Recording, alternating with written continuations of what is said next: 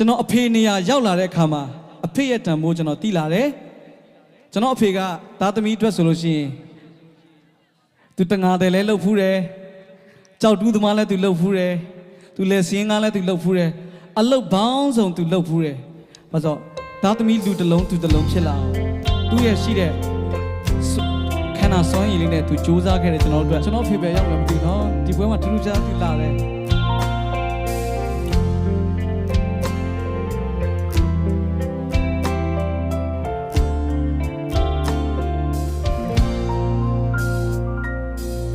မိုးစတိုးစမပြတ်ရွာတော့ဝိုင်းတွေ့ရတဲ့မေးရှာဘူးလေမြစ်ချောင်းအင်းအိုင်နဲ့ငမြတိတ်တွေ့ချ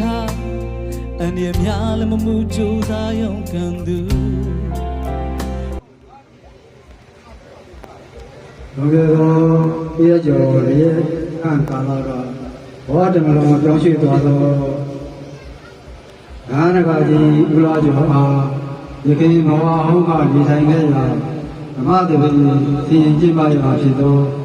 ဤဧကေယဌာနသို့ရာတော်နာကြွရောက်ပါရန်အိမ်မှန်အပါသည်ဗျာဝိတ္တုတွေထောက်ပံ့လူတန်းပြည့်စုံစောင့်ရှောက်ခြင်းဆိုတဲ့ကျေးဇူးဆက်ခြင်းနဲ့လည်းပဲသာသမီတွေဘက်ကနေလက်ဆွမ်းတစ်လောက်ဆက်ခဲ့ပြီးကြပြန်ဘာခင်ကြီးကလူတို့ရဲ့လောကဓမ္မတာအရာမနေရလို့သိရတဲ့အခါမှာလည်းပဲငါတို့ပေါ်မှာကျေးဇူးတရားကြီးမားတဲ့ကျေးဇူးရှင်ဘာခင်ကြီးအဲ့ဒီဘာခင်ကြီးရဲ့ကျေးဇူးတရားတွေကိုငါတို့နောက်ဆုံးကျေးဇူးဆက်ပူဇော်တဲ့အနေနဲ့ဓမ္မနဲ့ပူဇော်မယ်ဆိုပြီးတော့ဓမ္မပူဇာသဘင်ဆင်ရင်မကျင်းပါဘူးလားကျင်းပါပါဗျာအဲ့တော့ယနေ့ဓမ္မသဘင်ဟာမိဘကျေးဇူးဆက်တဲ့ဓမ္မသဘင်လို့ပြောမယ်ဆိုရင်လွယ်နိုင်ပါမလားမှန်ပါဗျာအဲ့ဒီလိုမလွယ်နိုင်တယ်လို့လေးပဲလောကလူသားတယောက်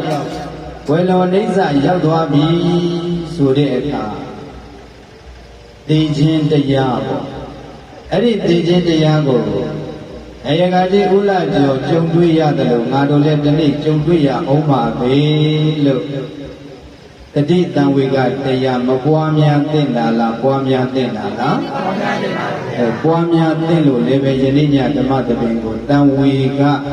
ဓမ္မသဘင်လို့ပြောမယ်ဆိုရင်တော့မမှန်နိုင်ဘူးလားမှန်ပါဗျာမှန်နိုင်တယ်ဒါနော်အဲ့ဒါဦးဇင်းတို့ရဲ့အဘိုးပေါ့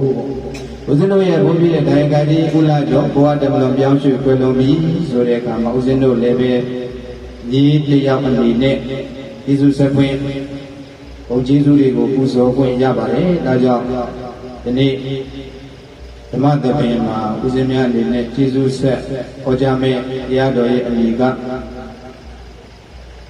တန်ယုဒ္ဓနိကေသဂါထာဝကတန်ယုတ်ပါဠိတော်မှာလာရှိတဲ့ပထမအာယုလုတ်တံကိုအခြေခံတန်းစာဆင်ဟောကြားအပ်သောအတ္တကိုစိတ်ချမထားနဲ့အမည်ရှိတရားတော်တဲ့အလုံး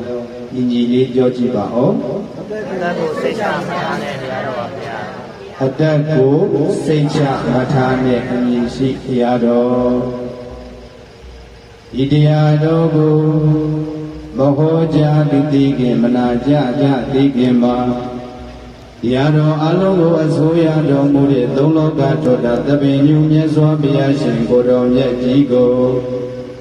အလုံးရထားပြီးသားဖြစ်တဲ့နမောတတ္တဘုရားရှိခိုးလေးနဲ့ပူဇော်ကြရအောင်အဲ့တော့အလုံးကလက်အုပ်ကလေးတွေရှိပြီးတော့မြတ်စွာဘုရားရှင်ကိုတော်မြတ်ကြီးရဲ့ပုံလေးကိုအာယုံပြုပူဇော်ကြမယ်နမောတတ္တကိုဦးဇင်းနဲ့ဒါကလည်းပေါင်းတော်ကောင်းအလုံးစုပေါင်းပြီးတော့၃ချိန်ပထမပူဇော်ကြမယ်ပေါ့အဲဒီလိုပူဇော်ပြီးတော့မှဦးဇင်းကငါတို့နေ့စဉ်နေ့တိုင်းရှိခိုးနေတဲ့နမောတတ္တဘုရားရှိခိုးမှာဘုံတော်ဘယ်နှမျိုးပါတယ်လို့မိမယ်ဆိုရင်တို့ကောင်းနေဘယ်နှမျိုးပါမယ်လို့ထင်ပါတယ်လေနမောတတ္တဘုရားရှိခိုးမှာလေ၃မျိုးပါတယ်နော်၃မျိုးပါတယ်အဲ့တော့နမောတတ္တဘုရားစမယ်တော့ဘဂဝတောဆိုတော့ဘဂဝါကုံပါနော် အရဟတောဆိုတော့အရဟံဂုတ်ပါတယ်နောက်တစ်ခါသမ္မာသမ္ဗုဒ္ဓတ္တဆိုတော့သမ္မာသမ္ဗုဒ္ဓဂုတ်ပေါ့နော်ဘုံတော်ဘယ်နှမျိုးပါလဲ၃ပါးပါဗျာဘုံတော်၃မျိုးပါတယ်၃မျိုးအဲ့ဒီ၃မျိုးကိုဦးဇင်းကဘာကြောင့်အဲ့ဒီဂုံနေနဲ့ထိုက်တလေဆိုတဲ့အိဗေလေးတွေကိုရှိကတိုင်ပြီးမယ်လူတော်ကောင်းတွေကအဲ့ဒီဦးဇင်းချပေးတဲ့စကားရဲ့နောက်မှာမြတ်စွာဘုရားရှင်ကိုတော်မြတ်ရဲ့ဂုံလေးကိုကြည်ညိုပြီးတော့စိတ်ထဲမှာနှလုံးသွင်းပြီးတော့ပူဇော်ကြရအောင်အလုံးလက်ဥပ္ပလေးလေးချီထားကြပါနမောတတ္တ၃ချိန်အဖြစ်ပူဇော်ကြမယ်နမောတတ္တဘဂဝတောအရဟတောသမ္မာသမ္ဗုဒ္ဓတ္တနမောတတ္တဘဂဝတောအရဟတောသမ္မာသမ္ဗုဒ္ဓတ္တနမောတတ္တဘဂဝတောအရဟတောသမ္မာသမ္ဗုဒ္ဓတ္တကိလေသာခတေအလုံးတို့မှာဝိစင်တော်မူသောကြောင့်လူနတ်ပြမတတ္တဝါအလုံးတို့ဤပူဇော်ဥညွတ်ခြင်းကိုအယူတော်မူတိုင်းသောကြောင့်လောက၌အချမ်းသာဆုံးအငြိမ့်ဤဆုံးဖြစ်တော်မူသောအရဟံဂုဏ်ရှင်ဘုရားရှင်ကို၎င်းသစ္စာလေးပါးခတ်သိမ်းသောတရားလုံးစုံကိုဆရာမကူကိုတော်မူဖြစ်ကိုတော်တိုင်းကိုထွင်၍သိမြင်တော်မူသောကြောင့်လောက၌အထူးကျွန်းသောအထက်မြတ်သောဖြစ်တော်မူသောမြတ်စွာဘုရားကို၎င်းဣတရိယဓမ္မယတ္တတိတိကာမပယတ္တမိဘုံတော်6လီနှင့်ပြည့်စုံတော်မူသောကြောင့်လောက၌အပြည့်စုံသောဖြစ်တော်မူသောဘဂဝါဂုံရှင်ဘုရားရှင်ကိုယ်တော်မြတ်ကြီးကို၎င်း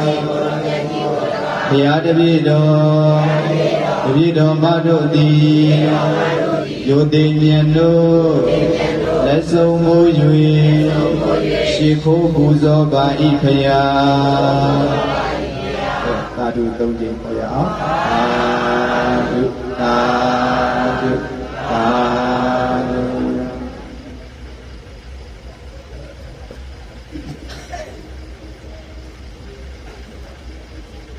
ပါပြီရပွဲစားတယ်လို့ကြေညာလိုက်တဲ့အချိန်မှာအချိန်နာရီအဖြစ်9နာရီနဲ့10မိနစ်ပေါ့အဲ့တော့တရားပွဲတစ်ပွဲမှာပြုတင်ပြုလိုက်တဲ့ပုပ္ပကိစ္စလို့ခေါ်တဲ့ရှေးပွဲမှာပြုတင်တဲ့ရှေခိုးပူဇော်ခြင်းသီလခံယူခြင်းသုံးစောင့်တည်ခြင်းအဲ့ဒီနောက်မှာတရားကောင်းခြင်းအမြည်ပေးခြင်းနဲ့တရားပိုင်ရှင်မြတ်စွာဘုရားရှင်ကိုရောမြတ်ကြီးကို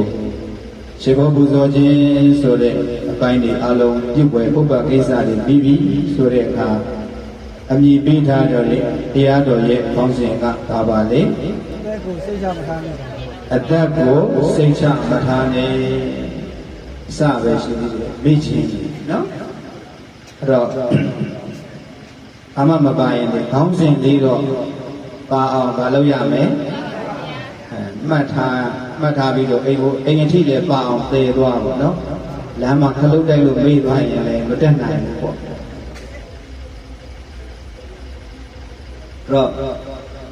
ဒီနေ့ကျေးဇူးရှင်ဖခင်ကြီးဦးလကျော်ရဲ့ဘုံကျေးဇူးတွေကိုသာသမီတွေကနေပြီးတော့တိတက်ပူဇော်သောအဖြစ်ဓမ္မသဘင်ဆင်ရင်ကျင်းပါတယ်အဲ့လိုဆင်ရင်ကျင်းပတဲ့အခါမှာဦးဇင်းတို့လည်းဟိုရန်ကုန်ကနေပြီးတော့ဒါဟိုရပိုင်းတွေကတခါကြီးကျမ်းမာရေးမကောင်းဘူးဆိုတာဒါမေတော်ကြီးပြောလို့သိတယ်သိတော်လည်းပဲကိုတက်နိုင်တာကတော့ပရိတ်တရားတွေရွတ်ဖတ်ပြီးလေ မေတ္တာပို့ပြီးဒီအပိုင်းတော့ပဲဦးဇင်းတို့အဝေးကနေတက်နိုင်ပါအဲ့တော့ကွယ်လွန်နိစ္စရောက်ပြီဆိုတဲ့အခါမှာလည်းလမ်းပြီးတော့ပြည့်နေပေါ့ပြည့်တဲ့အခါမှာဦးဇင်းတို့ကလည်းပဲဟိုမှာစာသင်သားဆိုတော့ဒီခုရဲ့ဆိုရင်လည်းဒါတောင်းတက်ရက်ပေါ့တောင်းတက်ရက်ဖြစ်တယ်ပြီးတော့ဒီနေ့ကနောက်ဆုံးတစ်ပြည့်တဲ့အခါကျတော့ကျမ်းစာရေးတင်ဖို့ရှိတယ်အဲ့ဒါလေးနဲ့အဲ့ဘက်မှာပဲအာယုံစိုက်တာညားပြီးတော့မှန်တော့တရားဟောဖို့ကိုလက်တော်မခံခြင်းပါဘူးဘာလို့လဲဆိုတော့တရားဆိုတော့ကလည်းအမြဲတမ်းဟောလိဟောစာရှိတော့ပြောရဆိုရတာအချိန်ဆက်ပြီးဆင်ပြေတယ်ပေါ့နော်ဦးဇင်းတို့ကကြတော့ဟိုမှာစာတင်သားဆိုတဲ့အခါကျတော့စာပဲဒီတင်နေစာကြက်တယ်အဲ့လိုဖြစ်နေတဲ့အခါကျတော့ဒီတရားပွဲအခါတခါလို့စီစဉ်မရှိဘဲနဲ့ထားလုပ်ပြီးဆိုလို့ရှိရင်ပြောရတာဟောနေကြဓမ္မကတိကတွေတော့စင်ချောတာမျိုးရှိရင်မှရှိတယ်သို့တော့အလုံးတော်ကောင်းတို့ကတရားကိုပေါ့နော်ဓမ္မကိုပဲအဓိကအဖြစ်အာယုံပြီးပြီးတော့နာယူကြည်ညိုပူဇော်ကြပါလိုအပ်ချက်ရှိမယ်ဆိုရင်လည်းပဲဒါနားလည်ခွင့်လွှတ်ပေးဖို့မေတ္တာရက်ခံပါတယ်အဲ့တော့ဒီနေ့ကတော့ဘာနဲ့ပတ်သက်ပြီးတော့ဦးဇင်းများပြောသွားမလဲဆိုတော့အသက်နဲ့ပတ်သက်ပြီးတော့အဓိကအဖြစ်ပြောသွားမှာပေါ့အဲ့တော့ဒီနေ့တရားဟောတရားနာပုဂ္ဂိုလ်အားလုံးအသက်ခန္ဓာရှိမနေတာလားရှိနေတာလားရှိနေတယ်အဲ့ဒီအသက်ခန္ဓာနဲ့ပတ်သက်ပြီးတော့ဦးဇင်းတို့ကတန်ဝေကဖြစ်လောက်ခွေဟောပြီးပဲလို့ဒုစားကြည့်ဖို့ပြင်ဆင်လာတယ်အဲ့တော့ဒီတရားတော်ကလည်းပဲဦးဇင်းများဒီညိုလေးစားရတဲ့သစ္စာရွှေစီဆရာတော်ဘုရားသစ္စာရွှေစီဆရာတော်ဘုရားရဲ့တရားတွေကိုဦးဇင်းကဆရာတော်ကိုလည်းကြည်ညိုတဲ့အတွက်ကြောင့်မလို့တရားတွေကိုနာပြစ်ပါလေဟိုဒီနှစ်စတော့ကလည်းဆရာတော်ကိုတရားပွဲပင့်ပါပြီဒါပေမဲ့ဆရာတော်ကျမ်းမာရေးမကောင်းတော့တရားပွဲတွေမလိုက်နိုင်တော့ဘူးဆိုတော့ပင့်လို့မရဘူးပေါ့အဲ့တော့ဒီနေ့လည်းပဲဒါကားပေါ်မှာပြန်လာရင်ဘာပြောရင်ကောင်းမလဲလို့စဉ်းစားလာရင်အဲ့ဒီဆရာတော်တရားလေးကိုအရင်လဲနာဖို့ပါတယ်ဒီတရားလေးကိုတော့ပြောဖို့ကြိုးစားကြည့်မေးဆိုပြီးတော့ကားပေါ်မှာနားထောင်လာတာပေါ့အထောင်လာတဲ့အခါကျတော့ကားပေါ်မှာလည်းပဲအာသမားတွေကအချင်းဖွင့်လာတာတကြောင်လမ်းမှာစစ်စည်းကိစ္စရှိတော့ဘုံကလည်းအမြဲနားထောင်လို့မရတော့ဘယ်ကြမှာဒါနည်းနည်းလေးအာယုံစိုက်ပြီးတော့လမ်းမှာနာလာခဲ့ရတာပေါ့အဲ့ဒီဦးစင်းနာခဲ့တဲ့တရားလေးကိုပြန်ပြီးတော့ကျေးဇူးဆက်ပါအဲ့တော့ထပ်ပြီးတော့မေတ္တာရက်ခံနေခြင်းနာကသူတော်ကောင်းတွေဒီနေ့ညဟောမဲ့တရားကနည်းနည်းတဲ့သဘောရှိတဲ့အတွက်ကြောင့်မို့လို့ဟောဒီတရားနာပြတဲ့ပေါင်းသူတော်ကောင်းတွေမှာအသက်ရွယ်အဖြစ်ဦးဇင်းတဲ့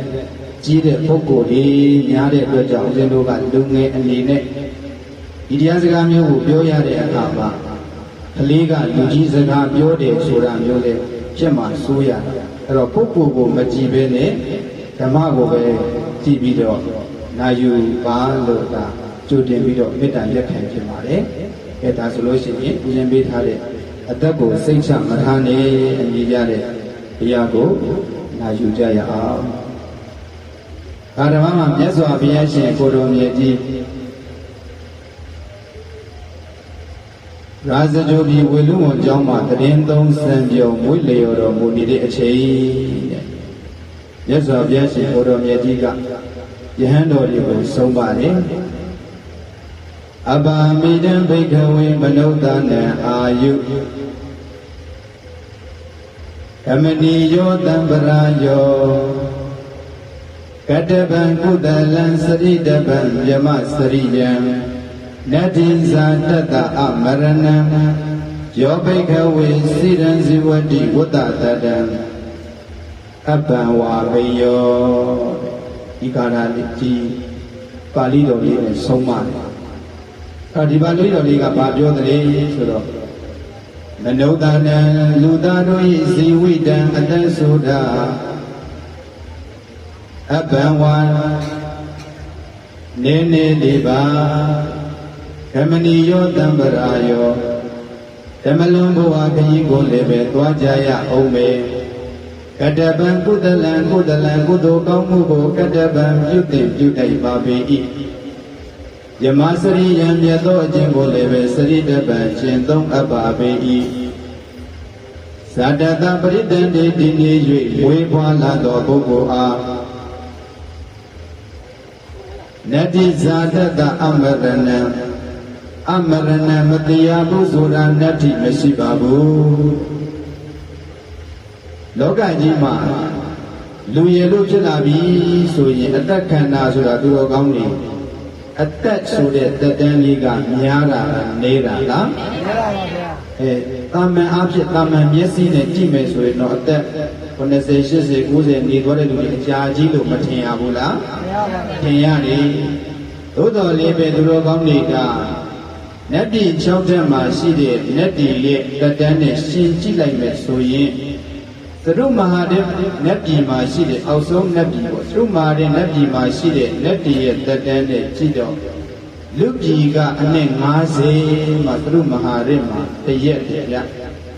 အဲ့ဒီလိုနတ်တက်နဲ့တွေ့ကြည့်လိုက်တော့သူတော်ကောင်းတွေလူတွေရဲ့တက်တန်းဆိုတာကများတာလားနည်းတာလား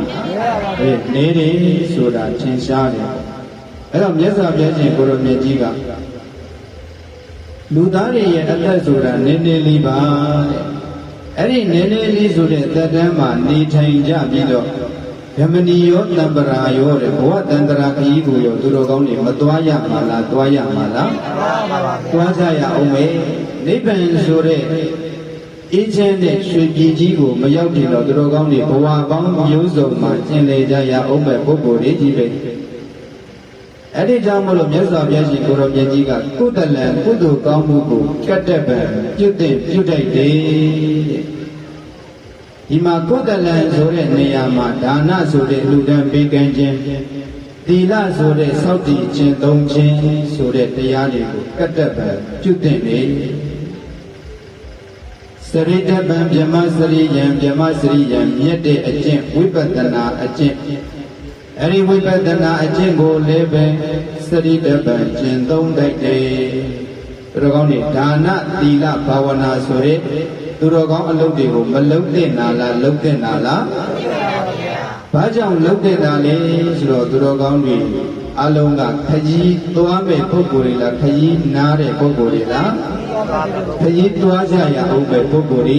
ဆိုတော့ဘဝတန်တရာအတွက်ခကြီးရိတ်ခါတွေကြိုတင်ပြီးတော့မပြင်သင့်တာလားပြင်သင့်တာလား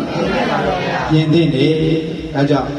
ကတ္တပံကုသလံကုသိုလ်ကောင်းမှုကိုလည်းပဲပြုသင်ပြုတိုက်ပါပေ၏စရိတပံဗြဟ္မစရိယံမြတ်တဲ့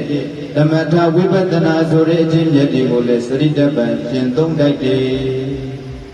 အဲ့တော့ဦးဇင်းအရင်လေးပြောဖို့ပါလေလူဖြစ်လာခြင်းရဲ့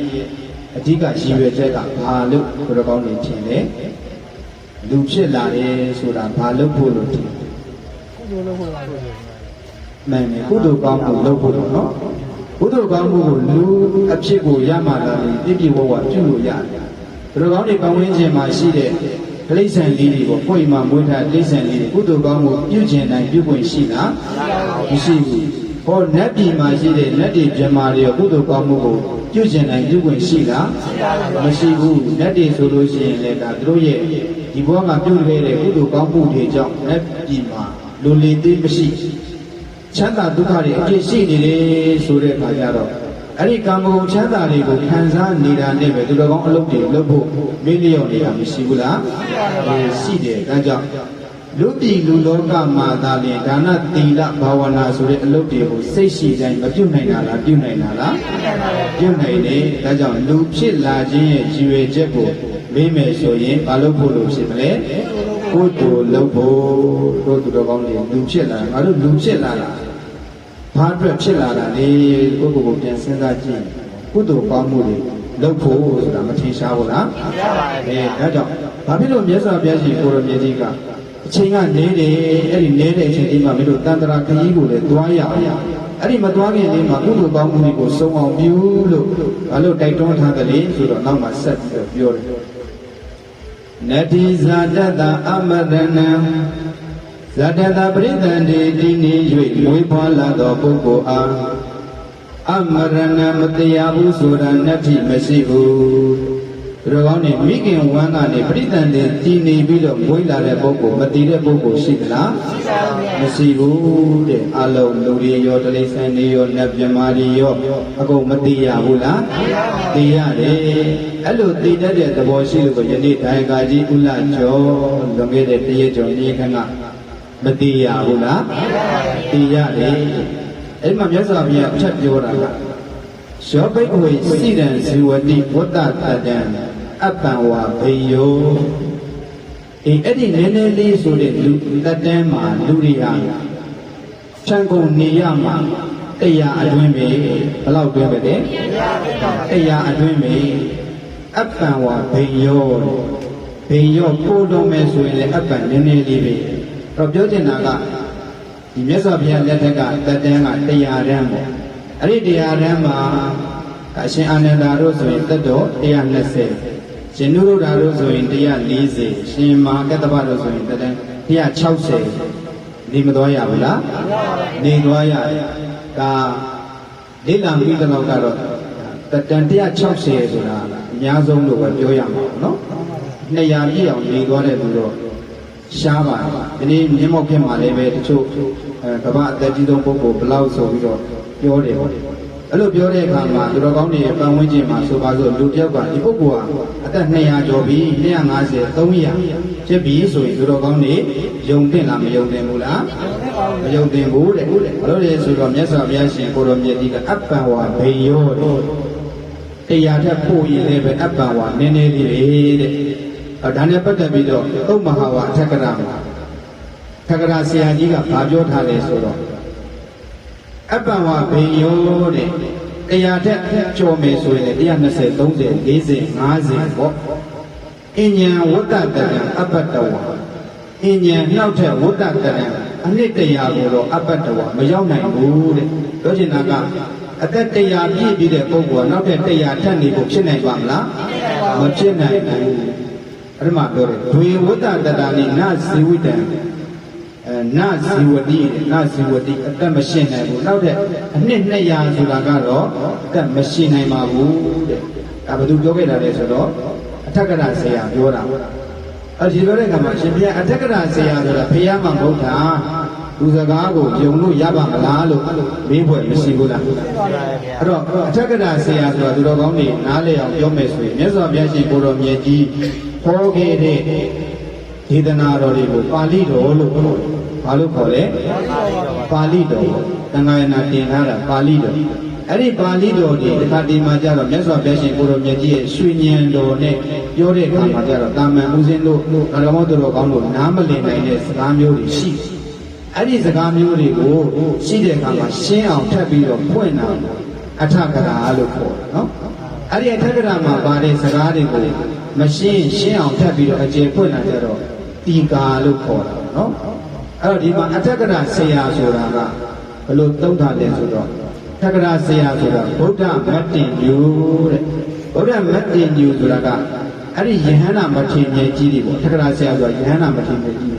အဲ့ဒီယဟန္တာမထေရကြီးတွေကဗုဒ္ဓမတ္တင်မြတ်စွာဘုရားရဲ့စိတ်အလိုကိုသိတဲ့ပုဂ္ဂိုလ်တွေလို့ဒီလိုပြောတာပေါ့နော်အဲ့တော့မြတ်စွာဘုရားအခါလေးမှာချုပ်ပါဠိတွေကမရှင်းတဲ့အခါအဲ့ဒီဟာကိုထပ်ပြီးတော့အကျေပုတ်တွေဖွင့်ရအဲ့ဒီပုတ်တွေကိုဖွင့်တာလေထကရာဆရာကြီးကသူတို့ဖွင့်ကျင်တယ်ဖွင့်တာမဟုတ်ဘူးတဲ့မြတ်စွာဘုရားရဲ့အလိုတော်ကိုသိတဲ့ယဟန္တာမထေရကြီးတွေကနေပြီးတော့အကျေထပ်ဖွင့်ပေါ့နော်အဲ့ဒါမျိုးအထက်ကရာဆရာလို့ခေါ်တာပေါ့ဒီမှာလည်းမြတ်စွာဘုရားဟောတယ်အပ္ပံဝဘေယောတရားထက်ပိုလေနည်းနည်းလေးဆိုတာပါလေဆိုတော့အဉ္ဉံဝတ္တတတံနဇီဝတိနောက်ထပ်တရားပြည့်ပြီးတဲ့ပုဂ္ဂိုလ်ကနောက်ထပ်100ထပ်မနေနိုင်ဘူးဒွေဝတ္တတတာနိနဇီဝတိနှစ်200ဆိုတာကတော့ဘလို့နည်းနဲ့မှမရှိနိုင်ဘူးတဲ့ဒီလိုပြောတာဒီလိုပြောတဲ့အခါကျတက်တန်း100တန်းကိုပြောတာအရင်တုန်းကဒီဘုရားအရင်တုန်းကတော့တက်တန်း1000တန်းတို့5000တန်းတို့3သိန်းတန်းတို့မရှိဘူးလားဒါတည်းတကယ်နာပေါ့နော်ပြောချင်တာဒီဘုရားရဲ့တက်တန်းမှာတက်တန်း100ကိုအဲ့တက်တန်း100မှာဒီလိုပို့မယ်ဆိုရင်လေ140 50အလွန်ဆုံး200ဆိုတော့မရှိနိုင်ဘူးတဲ့ဘုဒ္ဓဖြစ်ပေါ်အဲ့မြတ်စွာဘုရားရှင်ကိုမြတ်ကြီးကဒီလိုစကားလေးကိုပြောနေတဲ့အချိန်မှာဘသူရောက်လာတယ်ဆိုတော့ဒီကောင်းနေအလုံးကြားဖို့တဲ့မန္တကြီးရောက် ဘသူရောက်လာတယ်မာနဲ့ရောက်လာတယ်အဲ့ဒီမာနဲ့ကိုသူတော်ကောင်းနေဘေးဘုံကလို့ဖြစ်တယ်နဲ့စဉ်းစားကြည့်တော့ရေလေးတောက်လိုက်အလုံးကြားဘူးလေဟိုကလေးတတိလေးကစပြီးတော့မာနဲ့ဆိုတာမကြားဘူးလားကြားဘူးလေအဲ့မာနဲ့ကဘေးဘုံကလို့ထင်တယ်နတ်ဘုံကလို့ထင်လားယမဘုံကလို့ထင်လားနတ်ဘုံနတ်ပြည်ဘယ်နဲ့ရှိတယ်6တဲ့ရှိတယ်သူတော်ကောင်းနေဟိုတကြံကြလို့ရှိရင်ဖွင့်တဲ့ပချင်းတစ်ပုတ်ရှိတယ်ဝတ္တဝတိနတ်ပြည်ကနတ်သမီးလေးတွေလာပါတယ်ဆိုတခြင်းမရှိဘူးလားအဲ့ဒီမှာဝတ္တဝတိနတ်ပြည်အဲ့ဒီမာနကနတ်ပြည်6တဲ့မှာကရနေမိတာဝတ္တဝတိလို့ခေါ်တဲ့6ထပ်မြောက်နတ်ပြည်မှာနေတာပေါ့နော်ဘုဒ္ဓဖြစ်ဖို့ပြောတာအဲ့ဒီမာနကြီးကိုသူတော်ကောင်းတွေမေးကြည့်ပါဦးမယ်သူတော်ကောင်းတွေကမာနလို့ကြားလို့ရှိရင်အဲ့ဒီမာနကိုလို့ပြောမလို့နှစ်သက်သလားယုံမုန်းသလားဒါကြီးကမယုံမမုန်းပေါ့နော်တနေ့သူတွေကရောယုံမုန်းတယ်ဒီမှာမာနကိုမုန်းတယ်ဒါကြီးကကြမမုန်းပေါ့နော်ဆိုတော့ဦးဇင်းကြီးပြောမဲ့ဒေသနာကကြတော့သူတော်ကောင်းတွေများသောအားဖြင့်မာနလို့ကြားရင်ဘုရားကိုနှောက်ယှက်တဲ့လူလို့ပဲမမြင်ဘူးလားမြင်တယ်မာနကသူနဲ့အမျိုးတော်တည်းလို့ထပ်ပြီးတော့ဘုဒ္ဓဖြစ်ပေါ်ပြောမယ်ဆိုအမျိုးဆက်ကြည့်မယ်ဆိုရင်မြတ်စွာဘုရားရှင်ကိုရောမြတ်ကြီးရဲ့လက်ဝဲရင်အခါတော်ကနှစ်ပါးမှာလက်ဝဲရင်ကအရှင်ဘယ်သူလဲအရှင်မဟာမောက္ကလန်ပေါ့နော်ရှင်မဟာမောက္ကလန်အဲ့ဒီရှင်ကမဟာမောက္ကလန်ကြီးကဒီဦးဇင်းတို့ဒီဗဒ္ဒကဘာမှာဘုရား၅ဆူရှိတယ်အဲ့ဒီဗဒ္ဒကဘာမှာဘုရား၅ဆူရှိတယ်ဆိုတော့ပထမဆုံးဖွင့်တဲ့ဘုရားမှာဘုရားလေကကုတန်နော်ကကုတန်ကမြတ်စွာဘုရားတဲ့တို့တဲ့ဂိုင်းတွေဓမ္မကြီးတွေကိုဓမ္မကျေးလိမ့်မှာကျန်ပြီးတော့သင်ပေးဦးမှာဖြစ်မယ်သင်္ကန်းတွေနော်သင်္ကန်းတွေဖွင့်ဖို့လိုနေပြီဆိုတာကဘာလို့ဆိုတော့လူကြီးတွေကအတိမှလေးတွေပြန်ပြီးတော့ပြောပြလို့ရပါနော်အရင်ဆုံးဒါလူကြီးတွေကိုကျွန်တော်ဒီကျေးလိမ့်မှာတစ်နေ့နှစ်နေ့လောက်သင်လိုက်ရင်တော့ကလေးတွေလည်းဆက်သင်လို့ရအဲ့တော့လဝေးရဲ့အရှင်မမောက္ကလန်ကဒီတက္ကုတ္တနာမြတ်စွာဘုရားလက်ထက်မှာသူကလည်းမာနဖြစ်ဖို့လေနော်သူ့မှာနှမတစ်ယောက်ရှိတယ်ကာလီဆိုတဲ့နှမရှိတယ်ပေါ့အဲ့ဒီကာလီကနေမွေးတာလားမာနကိုမွေးတာနော်ဒါကြောင့်ဒီမာနကလင်းတို့မြတ်စွာဘုရားရဲ့လဝေးရဲ့ရှင်မမောက္ကလန်တူတော်တာပေါ့နော်တူတော်တယ်အဲ့တော့မာနကိုအားလုံးကပြောမယ်ဆိုရင်ဗုဒ္ဓဘာသာတွေမုန်းနေသူတော်ကောင်းတွေအလုပ်လုပ်သူတော်ကောင်းအလုပ်ကိုလုပ်လို့ရှိရင်လိုက်ပြီးတော့နှောက်ယှက်တဲ့ပုဂ္ဂိုလ်ကြီးလို့အားလုံးကမုန်းကြတယ်။ဒါပေမဲ့တို့တော်ကောင်းတွေယနေ့သက်ရှင်ရည်တည်နေတာဖယားရဲ့အလိုနဲ့ရည်တည်နေသလားတို့မုန်းတဲ့မာနကြီးရဲ့အလိုအတိုင်းရည်တည်နေသလားဆိုတာဒါလေးကိုစဉ်းစားလို့ရအောင်ဒီကဒီနေ့ပြောပြအောင်နော်။မြတ်စွာဘုရားကယဟန်တွေကိုပြောနေတယ်လူသားတွေအသက်ဆိုတာနည်းနည်းလေးပဲအဲ့လိုဘဝတန္တရာခရီးကိုလည်းသွားရအောင်။အဲကြောင့်မို့လို့ကုသိုလ်ကောင်းမှုတွေကိုလည်းပြုတင်နေမြတ်တဲ့အကျင့်တွေကိုလည်းကျင့်သုံးလိုက်တယ်လို့ဒီလိုဟောနေတဲ့အချိန်မှာမန္တကြီးကရောက်လာပြီးတော့ယဟန်တွေကိုသူကဘာသာလေးအမှရွတ်ပြတာဒီကမာယုမနုဿာနနနံဟိလေသူပေါ်ရတော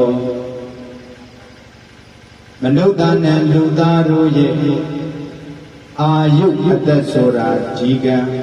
ကရှည်လျားတယ်မနပြောတယ်ဆိုတာနော်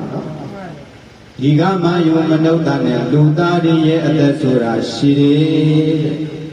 နတ်နံဟိလေသူပေါ်ရတော့အဲ့ဒီမှာသူပြောတာကဒီရှည်ပါတယ်ဆိုတဲ့အသက်ကိုလူသားတွေဟာမကက်ရတဲ့ဘူးတဲ့ဦးဇင်းပြောတဲ့စကားတွေနဲ့အာယုစိုက်ပြီးတော့နားထောင်ပြီနော်အဲဒီဒင်းတဲ့သဘောရှိတယ်လို့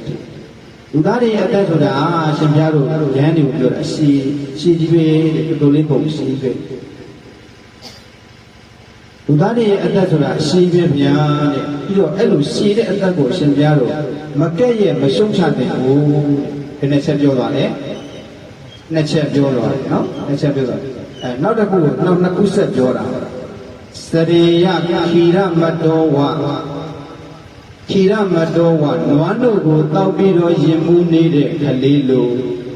စ စရိယကျင့်သုံးအပ်တယ်ကလေးလေးတယောက်ပေါ့နွားတို့ပဲပြောမိခင်ရဲ့လူကိုပဲပြောပေါ့တောက်ပြီးတော့ကလေးကစိန်နဲ့နေတယ်အဲ့လိုမျိုးနေတဲ့နေတဲ့နံပါတ်3ချက်ကပြောတာစရိယခိရမတောဝနတ္ထိမစ္ဆုတ်အာဂမောမစ္ဆုတ်တေခြင်းတရားကအာဂမောလာတယ်ဆိုတာနတ္ထိမရှိဘူးတဲ့ပြောချင်တာက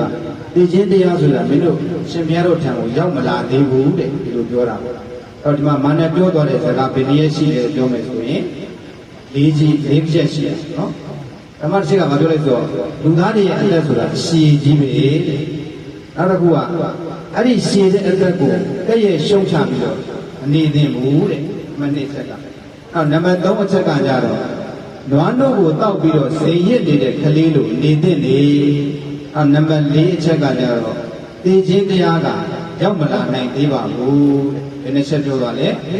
၄ချက်ပြောသွား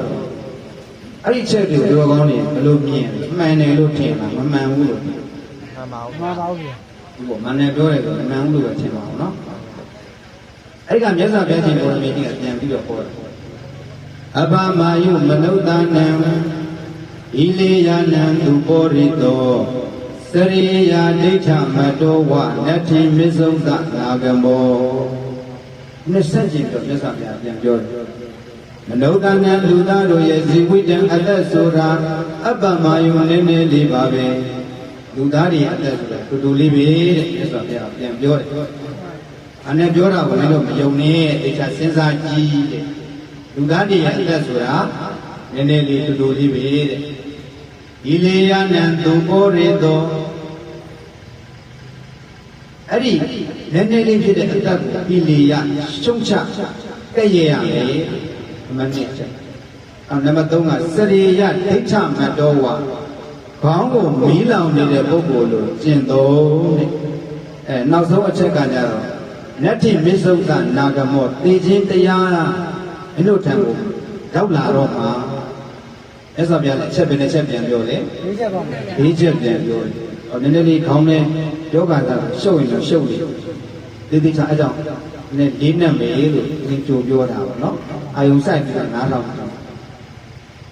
မန္တကြီးကပြောတာရှင်ဖျားတို့တဲ့လူတွေအသက်ဆိုတာရှည်ကြီးပဲဗျာတဲ့ဓမ္မတစ်ချက်ပြောတယ်နော်ရှည်ကြီးပဲတဲ့အဲ့ဒီရှည်တဲ့အသက်ကိုရှင်ဖျားတို့ကဲ့ရဲ့ရှုံချပြီးတော့ပြစ်တင်ပြီးတော့မနေသင့်ဘူးတဲ့အဲ့ဒါကကြတော့နွားလို့ဓမ္မမဟုတ်လို့ရှိရင်မိခင်ရဲ့လူကိုတောက်ပြီးတော့စိန်ရစ်နေတဲ့ကလေးလိုနေသင့်နေအသောတကူကသိခြင်းတရားကလွယ်ကူကူရှင်များတို့ထံကိုရောက်မလာသေးဘူးတဲ့ဒါကြီးတက္ကမကြီးတို့ထံကိုရောက်မလာနိုင်သေးဘူးတဲ့မန္တန်ပြောတဲ့စကားပေါ့နော်မြတ်စွာဘုရားပြန်ပြီးစမ်းကြည့်တော့မဟုတ်ဘူးမန္တန်ပြောတဲ့စကားမင်းတို့မယုံနဲ့လူတွေအသက်ဆိုတာတူတူလေးနည်းနည်းလေးတဲ့နောက်ဒီအသက်ကိုလည်းပဲပြစ်တင်ကြရဲ့ရှုံချရမယ်ခေါင်းကိုမီးလောင်နေတဲ့ပုဂ္ဂိုလ်လိုနေထိုင်ခြင်းသုံးသိခြင်းတရားကမကြခင်မင်းတို့ထံကိုရောက်လာတော့မှာအဲ့တော့ဒီမှာမာနရဲ့ပြောစကားနဲ့ဘုရားရဲ့ပြောစကားတူညီသလားဆန့်ကျင်သလားဆန့်ကျင်တော့ကောင်းတွေကဘယ်သူကမှန်လဲလို့မေးမယ်ဆိုရင်ဘုရားပြောတဲ့စကားမှန်တယ်ပဲပြောမှာပေါ့နော်အဲဆိုလို့ရှိရင်ငါတို့ဝေးလာတဲ့ကနေဒီချိန်ထိရှင်သန်နေတဲ့တဏ္ဍကာလမှာမြတ်စွာဘုရားပြောတဲ့စကားနဲ့ညီအောင်နေတာလားအဲ့တို့မုန်းနဲ့မာနကြီးရဲ့စကားနဲ့ညီအောင်နေလားဆိုတာကိုသက်စဉ်းစားအောင်ရှင်းပြအောင်အဲ့တော့မနက်ကပြောတာလူသားတွေအသက်ဆိုတာအရှိကြီးပဲသူတော်ကောင်းတွေကိုစဉ်းစားကြည့်ကိုယ့်ရဲ့အသက်ကိုငါတို့အကြာကြီးနေရအောင်မယ်လို့မထင်ဘူးလားထင်ပါတယ်ထင်တာပေါ့ငါတော့ဒီနေ့သိမလဲမသိဘူးနော်အပြန်သိမလားတပတ်ခါသိမလားလို့ငါတော့ပြင်မစဉ်းစားမိဘူးအဲ့တော့အမနစ်ကြရင်တော့ဘာလို့မေးနောက်9နှစ်လောက်နေရင်တော့ဘာလို့မေး10နှစ်အသက်ကဘယ်လောက်နေရအောင်မှာလူပြည့်စဉ်းစားတာမများဘူးလားများတယ်အဲ့တော့ဒီမှာသက်တမ်းကိုသူတော်ကောင်းတို့ကတူတူလေးလို့စဉ်းစားတာလားရှည်ကြီးလို့စဉ်းစားတာရှည်ကြီးနေရအောင်မယ်လို့စဉ်းစားတာအဲ့ကြောင့်မြတ်စွာဘုရားကသိခြင်းတရားကိုစဉ်းစားတဲ့ပုဂ္ဂိုလ်ဟာ မလုံးတဲ့အလုပ်တွေကိုလည်းမလုပ်တော့ဘူးတဲ့လုံးတဲ့အလုပ်တွေကိုလည်းကြိုးစားပြီးတော့လုပ်တယ်သူတို့ကောင်းတဲ့ယနေ့စီးပွားတွေရှားနေတာပေါ့နောက်ဘယ်နှစ်ကြာရင်ဘာလုပ်မယ်ဆိုတာသိချင်းတရားကိုစဉ်းစားမိလို့လားမစဉ်းစားမိလို့ စဉ်းစားလို့ပါဗျာ သိချင်းတရားကိုဆိုပါစို့ဟိုကအဲ့ရထဲမှာခုနေစဉ်းစားကြည့်ပေါ့အဲ့ရထဲမှာလဲနေတဲ့ပုဂ္ဂိုလ်တယောက်မကြခင်တည်တော့မေးဆိုရင်သူတို့ကောင်းနေမှာယောဂဝေဒနာခံစားပြီးအဲ့ရထဲလဲနေတဲ့ပုဂ္ဂိုလ်တယောက်ဖြစ်မယ်ဆိုရင်ဒီဖို့နဲ့အခြားကိစ္စတွေဘုရားကအရေးကြီးဆုံးဖြစ်တယ်ဒီဖို့ကအရေးကြီးပါနော်အဲ့တော့အလုပ်ဖို့လေလေဆိုတော့နေ့တိုင်းသိချင်းတရားကိုစဉ်းကျင်စဉ်းစားပြီးဖို့မလိုတာလားလိုတာလိုတယ်စဉ်းစားကြည့်ပေါ့သူပါဆိုကားတစ်စီးကိုသူတော်ကောင်းတွေခကြီးသွားတယ်ဆိုကားတစ်စီးကိုစီးသွားတယ်စီးသွားလို့ရှိရင်ဒီကားလမ်းကြီးကိုချောချောမွေ့မွေ့ရောက်မှာပဲလို့တွက်လို့ရှိရင်စိတ်ပူလားမပူအဲ့ဒီကားကြီးကတနေရာရောက်ရင်တော့တင်းတီပေါ်ကြိုက်ပြီးတော့ဒီမေကားလည်းရက်လို့မရဘူးဆိုရင်အဲ့ဒီကားမှာပါသွားတဲ့ပုံကိုယ်တွေပြောနေမှလားစိတ်တွေပူလောင်နေစိတ်တွေပူလောင်နေမှာအဲ့တော့နိုင်ငံခြားကားတွေကြည့်လေဒီကားတွေမှာဘုံတွေပါတက်ပြီးလိုက်အဲ့ဒီကားကအရှိန်ရက်တာလည်းအပေါက်မယ်အဲကြောင့်ရက်လို့လည်းမရဘူးအရှိန်နဲ့မောင်းရမယ်ဆိုအဲ့ဒီကားပေါ်မှာရှိတဲ့ပုံကိုယ်တွေပြောနေတာစိတ်ညစ်နေတယ်ပူလောင်နေရအဲ့ဒါဘာလဲဆိုတော့သိချင်းတရားကိုဆင်ခြင်လို့တော့ကောင်းတယ်လေစဉ်းစားကြည့်ငါတို့ဒီကာယီပေါ်မှာလိုက်လာဒီကာယီကရှေ့တနေရာရောက်ရင်တော့ဒိဋ္ဌိပေါ်တိုက်ကိုတိုက်မှာငါတို့တေကိုတေရမှာဆိုရင်လူတွေကပူလောင်နေမှာပဲတော့ကောင်းတယ်လေစဉ်းစားကြည့်ပေါ့ငါတို့တနေ့တေရတော့မယ်လို့စိတ်ထဲမှာတွေးကြည့်လိုက်လို့ရှိရင်အရေးကြီးဆုံးကဘာလုပ်ဖြစ်မလဲဒီသေခြင်းတရားကိုဘယ်လိုရင်ဆိုင်မလဲဆိုတဲ့အလုပ်ကအရေးဆုံးမဟုတ်ဘူးလားအဲ့လူတွေကဒီအသက်ရှင်ရက်တည်နေတယ်ကျမ်းမာရေးကောင်းနေတဲ့အချိန်မှာတော့အာယသမီးဆွေမျိုးကြီးစီးပွားရေးအကုန်လုံးကအခက်ခဲတွေလို့ပဲအကုန်လုံးကျင်းဒါမဲ့တကယ်တည်းကိုကကျမ်းမာရေးမကောင်းလို့အိယာတဲ့ရောက်ပြီဆိုတော့အဲ့ဒီအခက်ခဲတွေကအရေးကြီးသေးလားကြီးတော့အဓိကကိုယ်ပြဿနာပါလေနေပြန်ကောင်းဖို့မတရားဖို့အရေးဆုံးဖြစ်မသွားဘူးလားဒါကြောင့်လူရသိချင်းတရားကိုရင်ဆိုင်စဉ်းစားမိမယ်ဆိုရင်အလုပ်တဲ့အလုပ်တွေကိုလည်းလုပ်တော့မှာမဟုတ်ဘူးလုပ်တဲ့အလုပ်တွေကိုလည်းစူးစမ်းပြီးတော့မပြုတ်မှလားပြုတ်မှလားဒီမှာမန္တကြီးကပြောတယ်လို့အသက်တည်းကအရှိကြီးပဲတူလေးမဟုတ်ဘူးတဲ့မြတ်စွာဘုရားကရှင်းကြီးမဟုတ်ဘူးလို့အသက်ကတူလေးနည်းနည်းလေးရေလို့ပြောတဲ့အခါမှာတော်ကောင်းနေဘယ်လိုထင်လဲရှင်းကြီးပဲငါတို့အကြာကြီးနေရအောင်မယ်လို့မထင်တာလားထင်တာပေါ့အဲဆိုလို့ရှိရင်တော်ကောင်းနေစဉ်းစားကြည့်ခုနပြောတဲ့ဦးစင်းပြောတဲ့အထဲမှာဘုရားဘက်ကလိုက်တာလားမာနဘက်ကလိုက်တာလားခုနပြောတော့မာနကိုဘုံနေဆိုအခုဘုသူဘက်ကလိုက်တယ်ဘုရားဘက်ကမလိုက်ပါဘူးဟမ်တက်ကိုအရှိကြီးလို့ထင်တယ်လေနောက်10နှစ်15နှစ်20နေရာအောင်ဦးစင်းတို့လည်းထင်တာပဲနော်လာပြီးတော့ပြောပြတယ်ဘာမှတော့မဟုတ်ဘူးထင်တာပဲအသက်40 50ရောက်ရင်အဖြစ်မယ်မလုပ်မယ်ထင်တာပေါ့ဘယ်သူမှဘုညာသိကျင်လိုက်တာကွာလို့ပြောတယ်လို့ရှိလားရှိဘူးပြောတာပဲတကယ်သိဆိုတော့မသိကျင်တော့ဘူးနော်အဲ့တော့ဘလောက်ပဲ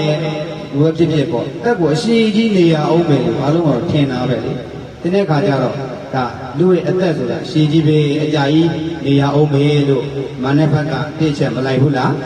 လိုက်တယ်ဒါကြောင့်ဒီနံပါတ်1ချက်မှာလည်းတော်တော်ကောင်းနေဘုရားဘက်မှာရှိတာလားမာနဘက်မှာရှိမာနဘက်မှာရှိဒါကနောက်တစ်ချက်ကမာနကပြောတာအဲ့ဒီရှည်တယ်လို့သူပြောတဲ့အသက်ပေါ့အဲ့ဒီအသက်ကိုကဲ့ရဲ့ရှုံးချခြင်းဆိုတော့မဖြစ်သင့်ဘူးတဲ့ဒါမြတ်စွာဘုရားကတော့အဲ့အသက်ကိုကဲ့ရဲ့ရှုံးချရမယ်ဒါကောင်းနေစဉ်းစားကြည့်အသက်40ရောက်တဲ့လူတွေငါအသက်40กว่าအသက်40မင်းတို့ထက်ကြီးတယ်ပြောဘူးလား80 80ရောက်တဲ့ပုဂ္ဂိုလ်ကလည်းငါ80 80မင်းတို့ထက်ကြီးတယ်အသက်80ရှိပြီအဲ့လိုပြောတယ်ဆိုတာတနည်းအားဖြင့်ကိုယ့်အသက်ကိုဘုံယူတာမဟုတ်ဘူးလားဘုံယူတာဒီရထဲရွာထဲမှာတချို့ဝင်းနေပွဲတွေလုပ်တယ်လေဝင်းနေပွဲတွေလုပ်တယ်အသက်50ပြည့်60ပြည့်ပေါ့အဲ့ဒါဘာအတွက်လုပ်တယ်လဲင ငါအသက်60ရှိသွားပြီအသက်80ရှိသွားပြီလို့ကိုယ့်ရဲ့အသက်ကိုဘုံယူဝင်ကြွားစာနဲ့လုပ်တယ်ဆိုရင်တော့မှန်သလားမှားသလားမှန်တယ်လို့မဆိုနိုင်ဘူးကုသိုလ်ကောင်းမှုလုပ်တယ်ဆိုတာကတော့ကောင်းတယ်ဘာတော့ကြောင့်ပဲလုပ်လို့ကုသိုလ်ကောင်းမှုလုပ်တယ်ဆိုတာကောင်းတယ်ဒါပေမဲ့အသက်90ရှိသွားပြီ80ရှိသွားပြီဆိုပြီးတော့ကိုယ့်ရဲ့အသက်ကိုမာနနဲ့ထားပြီးတော့မရှုံးချမကဲ့ရဲ့ဘူးဆိုရင်တော့ဒါပြည့်ဝမှန်တယ်လို့မဆိုနိုင်ဘူးပေါ့နော်အော်ဒီမှာဒီလိုအသက်ကိုကဲ့ရဲ့ရှုံးချပါလို့ပြောတဲ့အခါကျတော့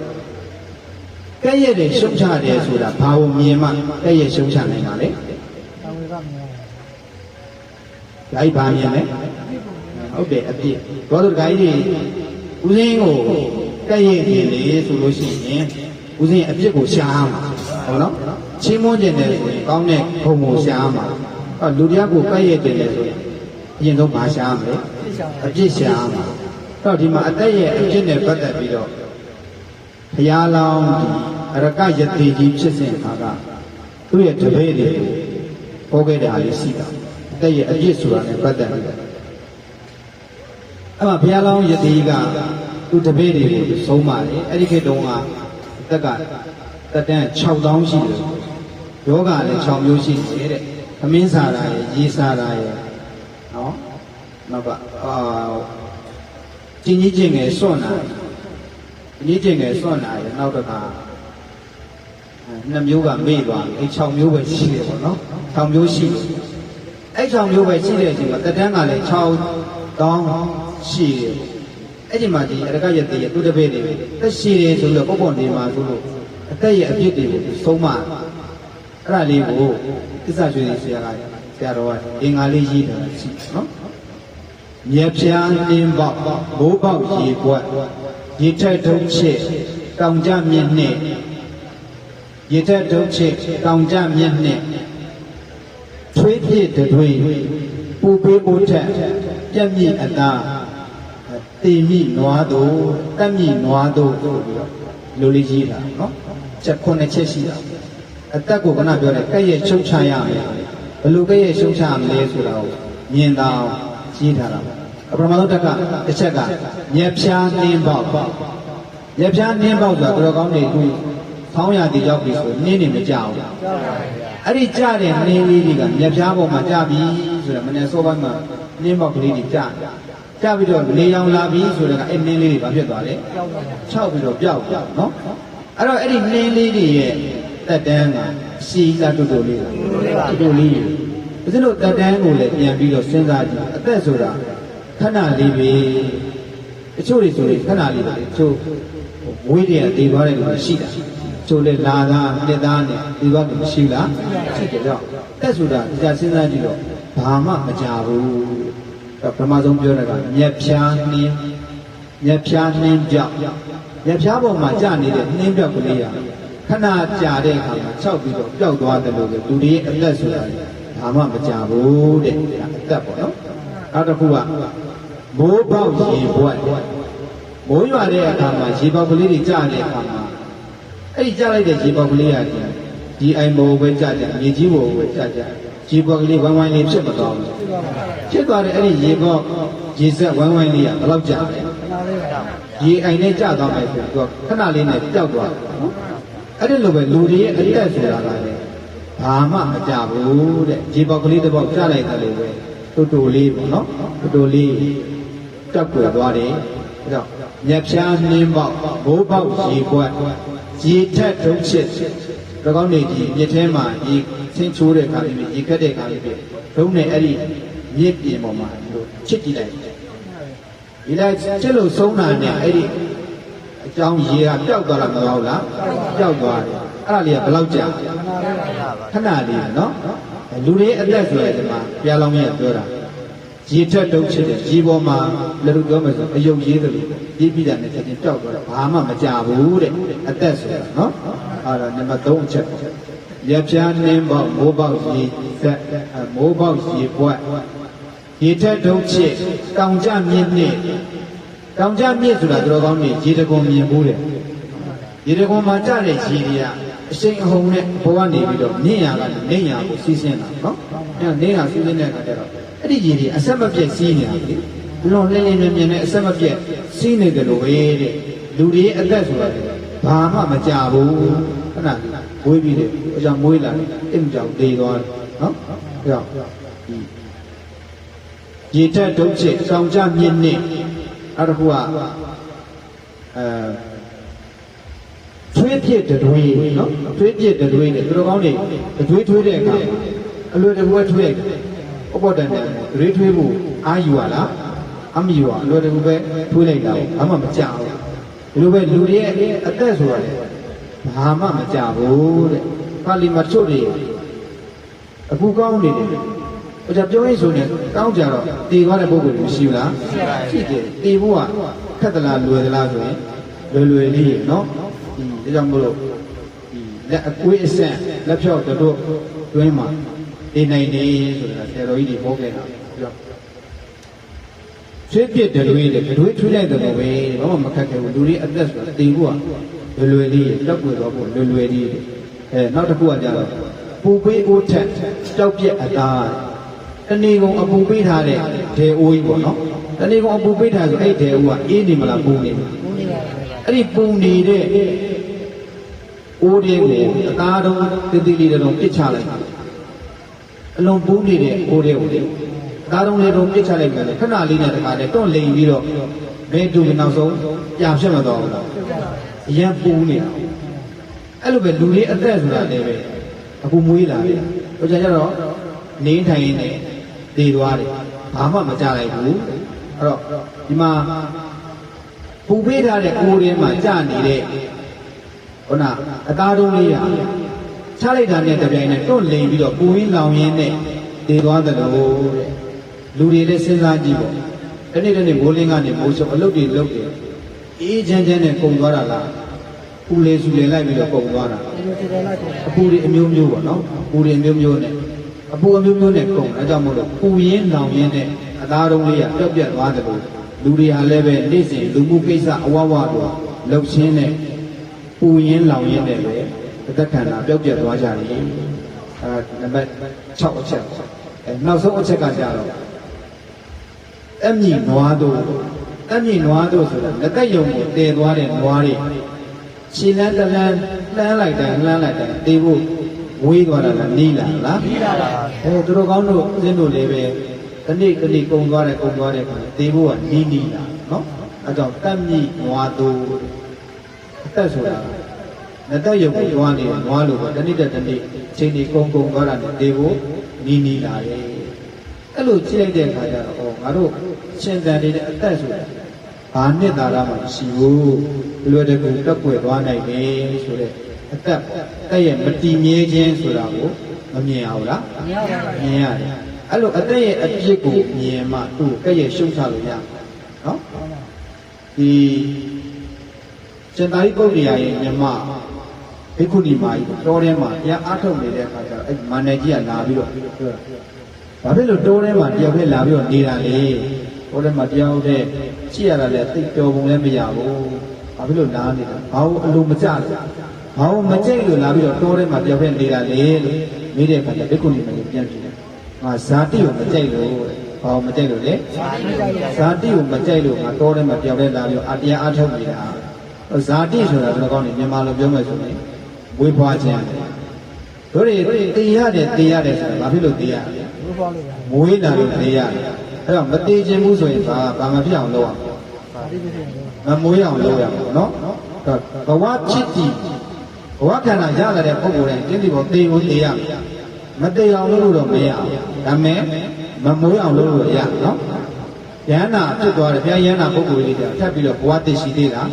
ရှိတော့မမွေးတော့လို့ဆိုတေးတရားလိုသေးလားမလိုတော့ဘူးနော်အဲ့တော့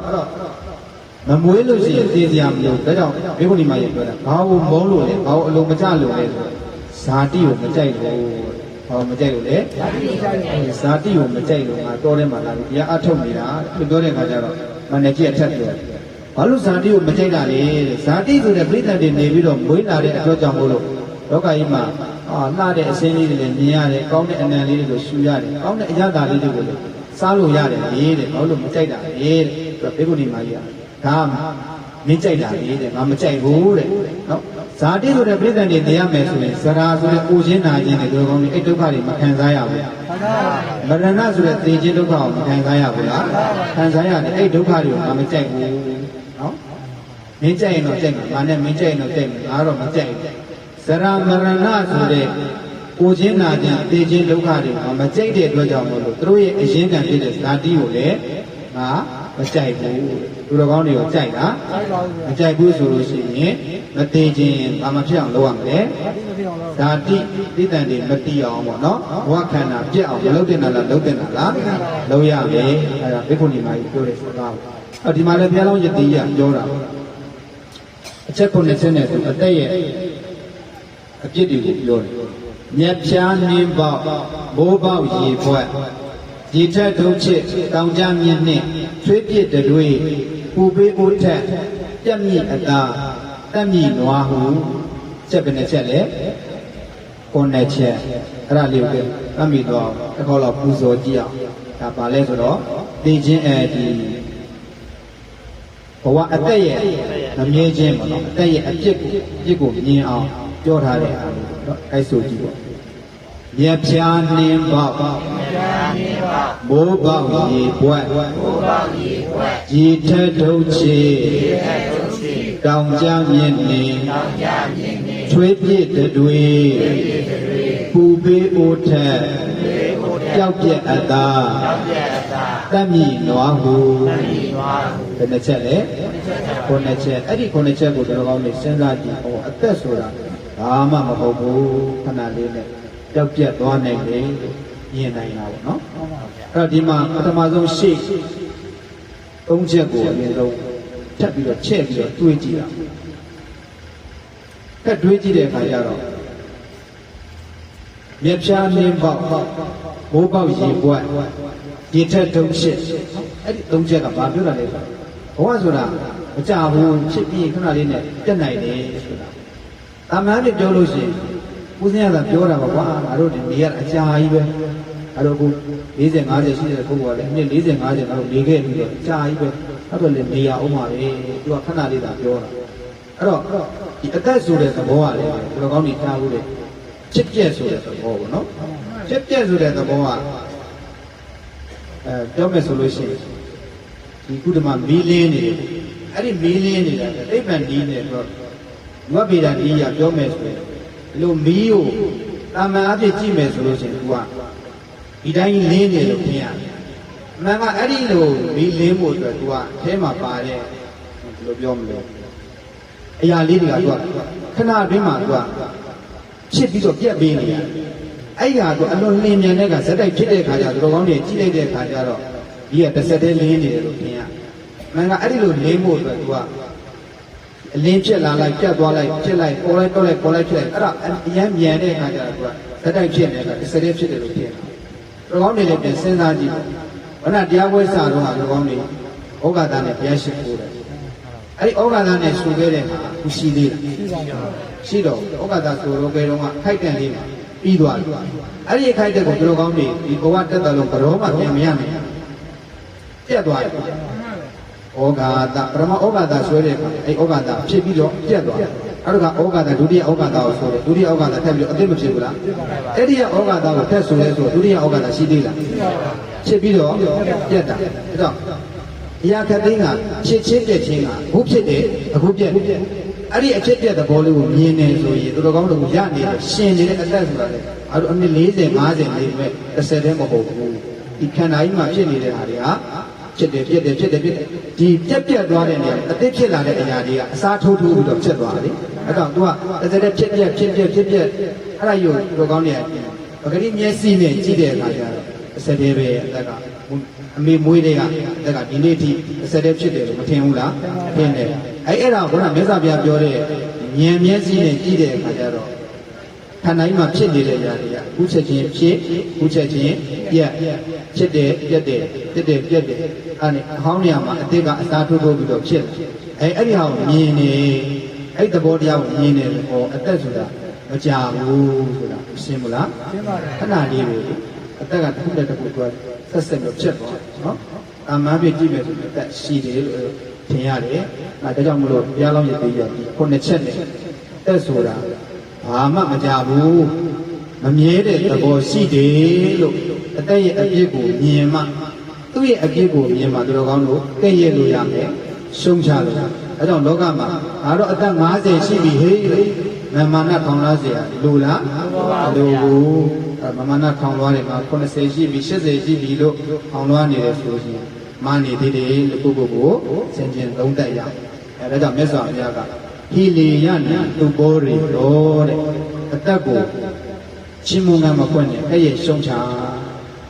ဒီနေရာမှာလည်းသူတို့ကဒုတိယအချက်မှာလည်းစဉ်းစားကြည့်လို့အဲ့တော့နေတိုင်းအဲ့တော့ဘယ်လောက်ရှိပြီ40ရှိပြီ50ရှိပြီလို့ဘိုးရဲ့အသက်ကိုဘုံယူနေတာမရှိဘူးလား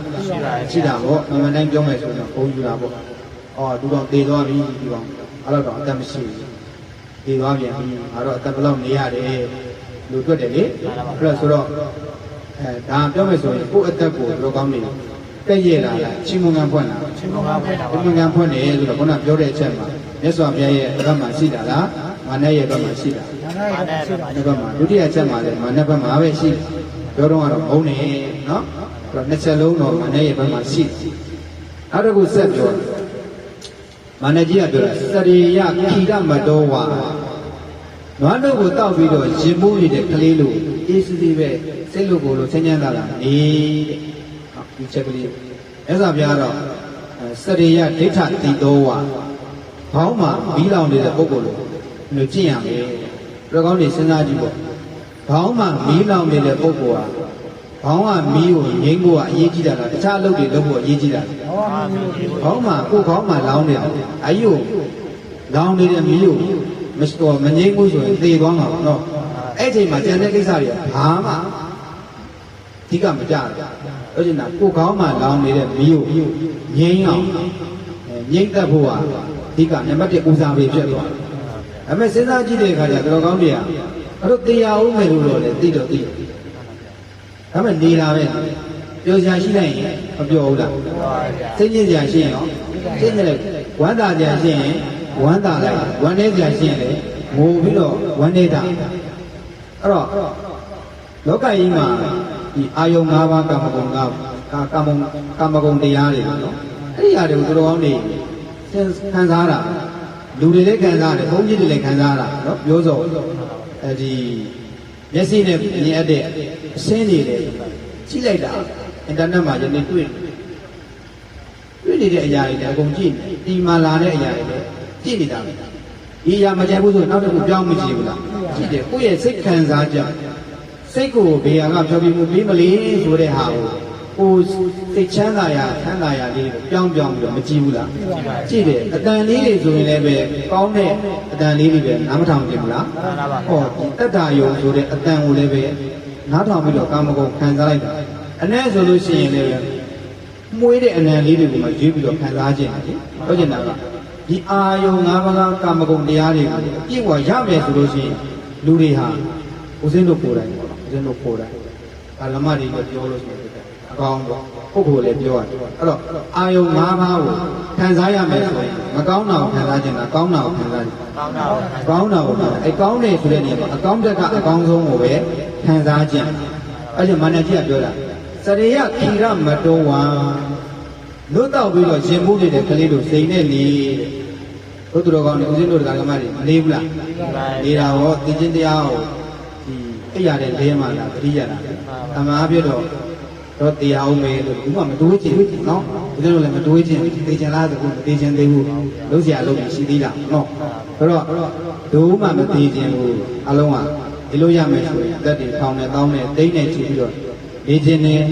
အာယုံ၅ပါးကာမဂုဏ်တရားတွေကိုလည်းခံစားနိုင်စွမ်းသာရှိမယ်ဆိုလို့ရှိရင်အကောင်းတက်ကအကောင်းဆုံးဒီပြောမယ်ဆိုရင်စိတ်တွေမှာတကယ်ဒီကနံပါတ်1ဖြစ်တဲ့စိတ်အောက်တကအကောင်းဆုံးကိုရွေးပြီးတော့ခံစားခြင်းတဲ့ပုဂ္ဂိုလ်ကြီးပဲเนาะဒါပုထုဇဉ်တွေရဲ့သဘာဝကိုဆိုတော့ပုထုဇဉ်ရဲ့မဲ့လွှဲချတာเนาะအချီအရိယာပြောင်းမလုပ်နိုင်သေးတော့လေပုထုဇဉ်ဆိုတော့ဒါလေးပဲပုံယူစရာရှိတာပေါ့လေပုထုဇဉ်ဆိုတဲ့ဒီလုံးလေးကိုပဲခုလုံးလုံးလို့ပြီးတော့အာယုံ၅ပါးကာမတရားတွေကိုအကုန်လုံးခံစားနေတဲ့ပုဂ္ဂိုလ်အဲကြောင့်မန္တကြီးကလို့တောက်ပြီးတော့ဇေရင်းနေတဲ့ကလေးလိုပဲပျော်ရွှင်ခြင်းနဲ့ အယုံ၅ပါးကံမုံတရားတွေကိုတို့လည်းခံစားပြီးတော့နေကြပါတဲ့ရဟန်းတော်တွေကိုရှောက်တာမြတ်စွာဘုရားမဟုတ်ဘူး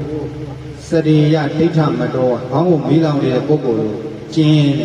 တဲ့ဒီချင်းတရားကရှိနေတယ်ဒီချင်းတရားကြီးကမှခေါင်းပေါ်မှာရှိနေတယ်ငါချိန်မရွေးသိတယ်လူတိုင်းကသိမအောင်မသိဘူးလားသိတာကိုသိနိုင်တာကိုသိတယ်ဒါမဲ့ဘာလို့နေလဲဆိုတော့အချိန်မရွေးဆိုတဲ့စကားလုံးလေးလို့အားလုံးနေလေအချိန်မရွေးတဲ့စကားလုံးဟုတ်ကဲ့ဒကမာကြီးတွေဘာလို့နေလဲအချိန်မရွေးလို့နေတာအပေါ်ကဒကမာကြီးတွေရောအချိန်မရွေးအိပ်ပြောနေမှာလို့မေးကြည့်ရတရားကဟိုတော့ပြောမလို့အိတ်ချင်တော့အိတ်ချင်ပါနော်အဲ့တော့လူတိုင်းသိတာပေါ့ကလေးကအစာသိတယ်အော်သိမှသိတယ်ဒါပေမဲ့ချိန်မရွေးဆိုတဲ့စကားလုံးလေးကဒီကကြတယ်လို့ထင်တာပေါ့ချိန်မရွေးသိနိုင်တယ်ဆိုအခုလည်းတရားနိုင်ရတယ်သိနိုင်တာပဲအများကြီးရှိနေတာဗောလို့မလားအခုစကားပြောတယ်ပေါ့အခုအိမ်ပြန်သွားတယ်သိနိုင်တာပဲအဲ့ဒါပြောလို့တော့ဒီနေ့လည်းမင်္ဂလာမရှိတာတွေမပြောနဲ့လို့တော့မပြောနဲ့ပေါ့နော်လူတွေကသိခြင်းတရားနဲ့ပတ်သက်လို့ရှိရင်ပြောတာလို့ဆိုတော့မကြိုက်တခါဒီတိုင်းဘုတ်တွေပါလေရေးတဲ့ပုံကိုတယောက်သွားပြီးတော့မင်္ဂလာရှိတဲ့စကားလေးတစ်ခုတော့ရေးပြပါဟုတ်ပြီနည်းလောက်ကြာလာခဲ့ရေးထားလိုက်မယ်နည်းလောက်ကြာလို့အဲ့လိုပြန်ရောက်ဗာရေးထားလိုက်အဖိုးသေးသည်အဖေသေးသည်သားသေးသည်လို့ရေးတာဟာမင်္ဂလာရှိတဲ့စကားကိုရေးပါဆိုတာဘာကြီးရေးတာတော့ဒီလောက်တိမ်မဲ့အကြောင်းရေးတယ်လို့ကြိုက်ဘူးမင်းတရားစဉ်းစားကြည့်တဲ့ဘိုးတိမ်ပြီးပြင်အဖေတိမ်ပြီးသားတိမ်ပြီး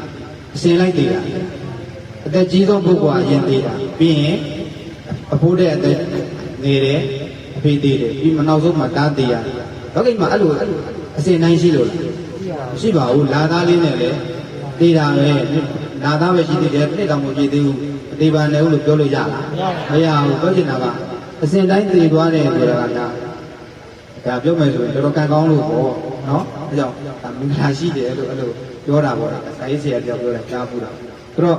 လူရတည်ခြင်းတရားနဲ့ပတ်သက်လို့ရှိရင်မင်္ဂလာမရှိဘူးတည်မဲ့ဟာကြီးမပြောနဲ့လို့ပြောဒါပေမဲ့တရားမြတ်စွာဘုရားအလိုကြစဉ်းစားမယ်ဆိုတည်ခြင်းတရားကိုစဉ်းစားတာမင်္ဂလာပဲတော်နေစဉ်းစားကြည့်ပါတည်ခြင်းတရားကိုသာစဉ်းစားမိမယ်ဆိုလို့ရှိရင်မကောင်းနိုင်ရင်လုပ်ပါဦးလုပ်တော့ဘူးဟာဒီချိန်ရမရှိတော့ဘူးသိတော့မှာဘဝတန်ត្រာကိုလည်းငါသွားရအောင်မကောင်းမှုတွေကိုငါကိုလုပ်မယ်ဆိုရင်အဲ့ဒီအကျိုးတွေငါခံစားရအောင်ပါပဲလို့ဒီကောင်းနေမတွေးမိဘူးလားတွေးမိတော့ငါတရားအောင်မယ်လို့တွေးလိုက်တာဒီမကောင်းမှုတွေကိုမလုပ်ဖို့တောင်းအားတကူမဖြစ်ဘူးလားဖြစ်ပါပါဗျာကောင်းတဲ့အလုပ်တွေကိုငါစူးစမ်းလုပ်ပါပဲချိန်မရွေးငါတည်သွားနိုင်တယ်ကုသိုလ်ကောင်းမှုတွေမလုပ်ဘဲနဲ့ငါတည်သွားတော့ဖြစ်သေးဘူးလို့ဒီချင်းတရားကိုစဉ်းစားလိုက်မယ်ကုသိုလ်ကောင်းမှုတွေကိုလုပ်ဖို့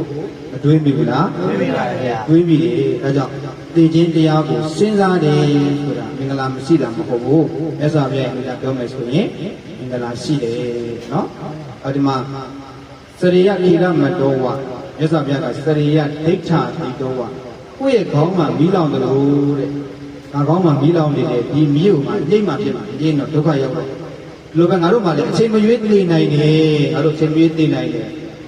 အာယသမီးရွှေမျိုးလေးတွေကိုလောက်ရမှာလူဘဝမှာရက်တည်နေတယ်ဆိုတော့ဟုတ်လားမလား။အများသားသမီးယူထားရင်ဘာဖြစ်ရမလဲ။ရှာကျွေးရမှာပေါ့နော်။ဒါကျွေးရမှာဆိုတော့ရှာပေးရမယ်။အိမ်ကအအတွက်လည်းရှာရမယ်။ကိုယ်တိုင်စားဖို့တောက်ဖို့လည်း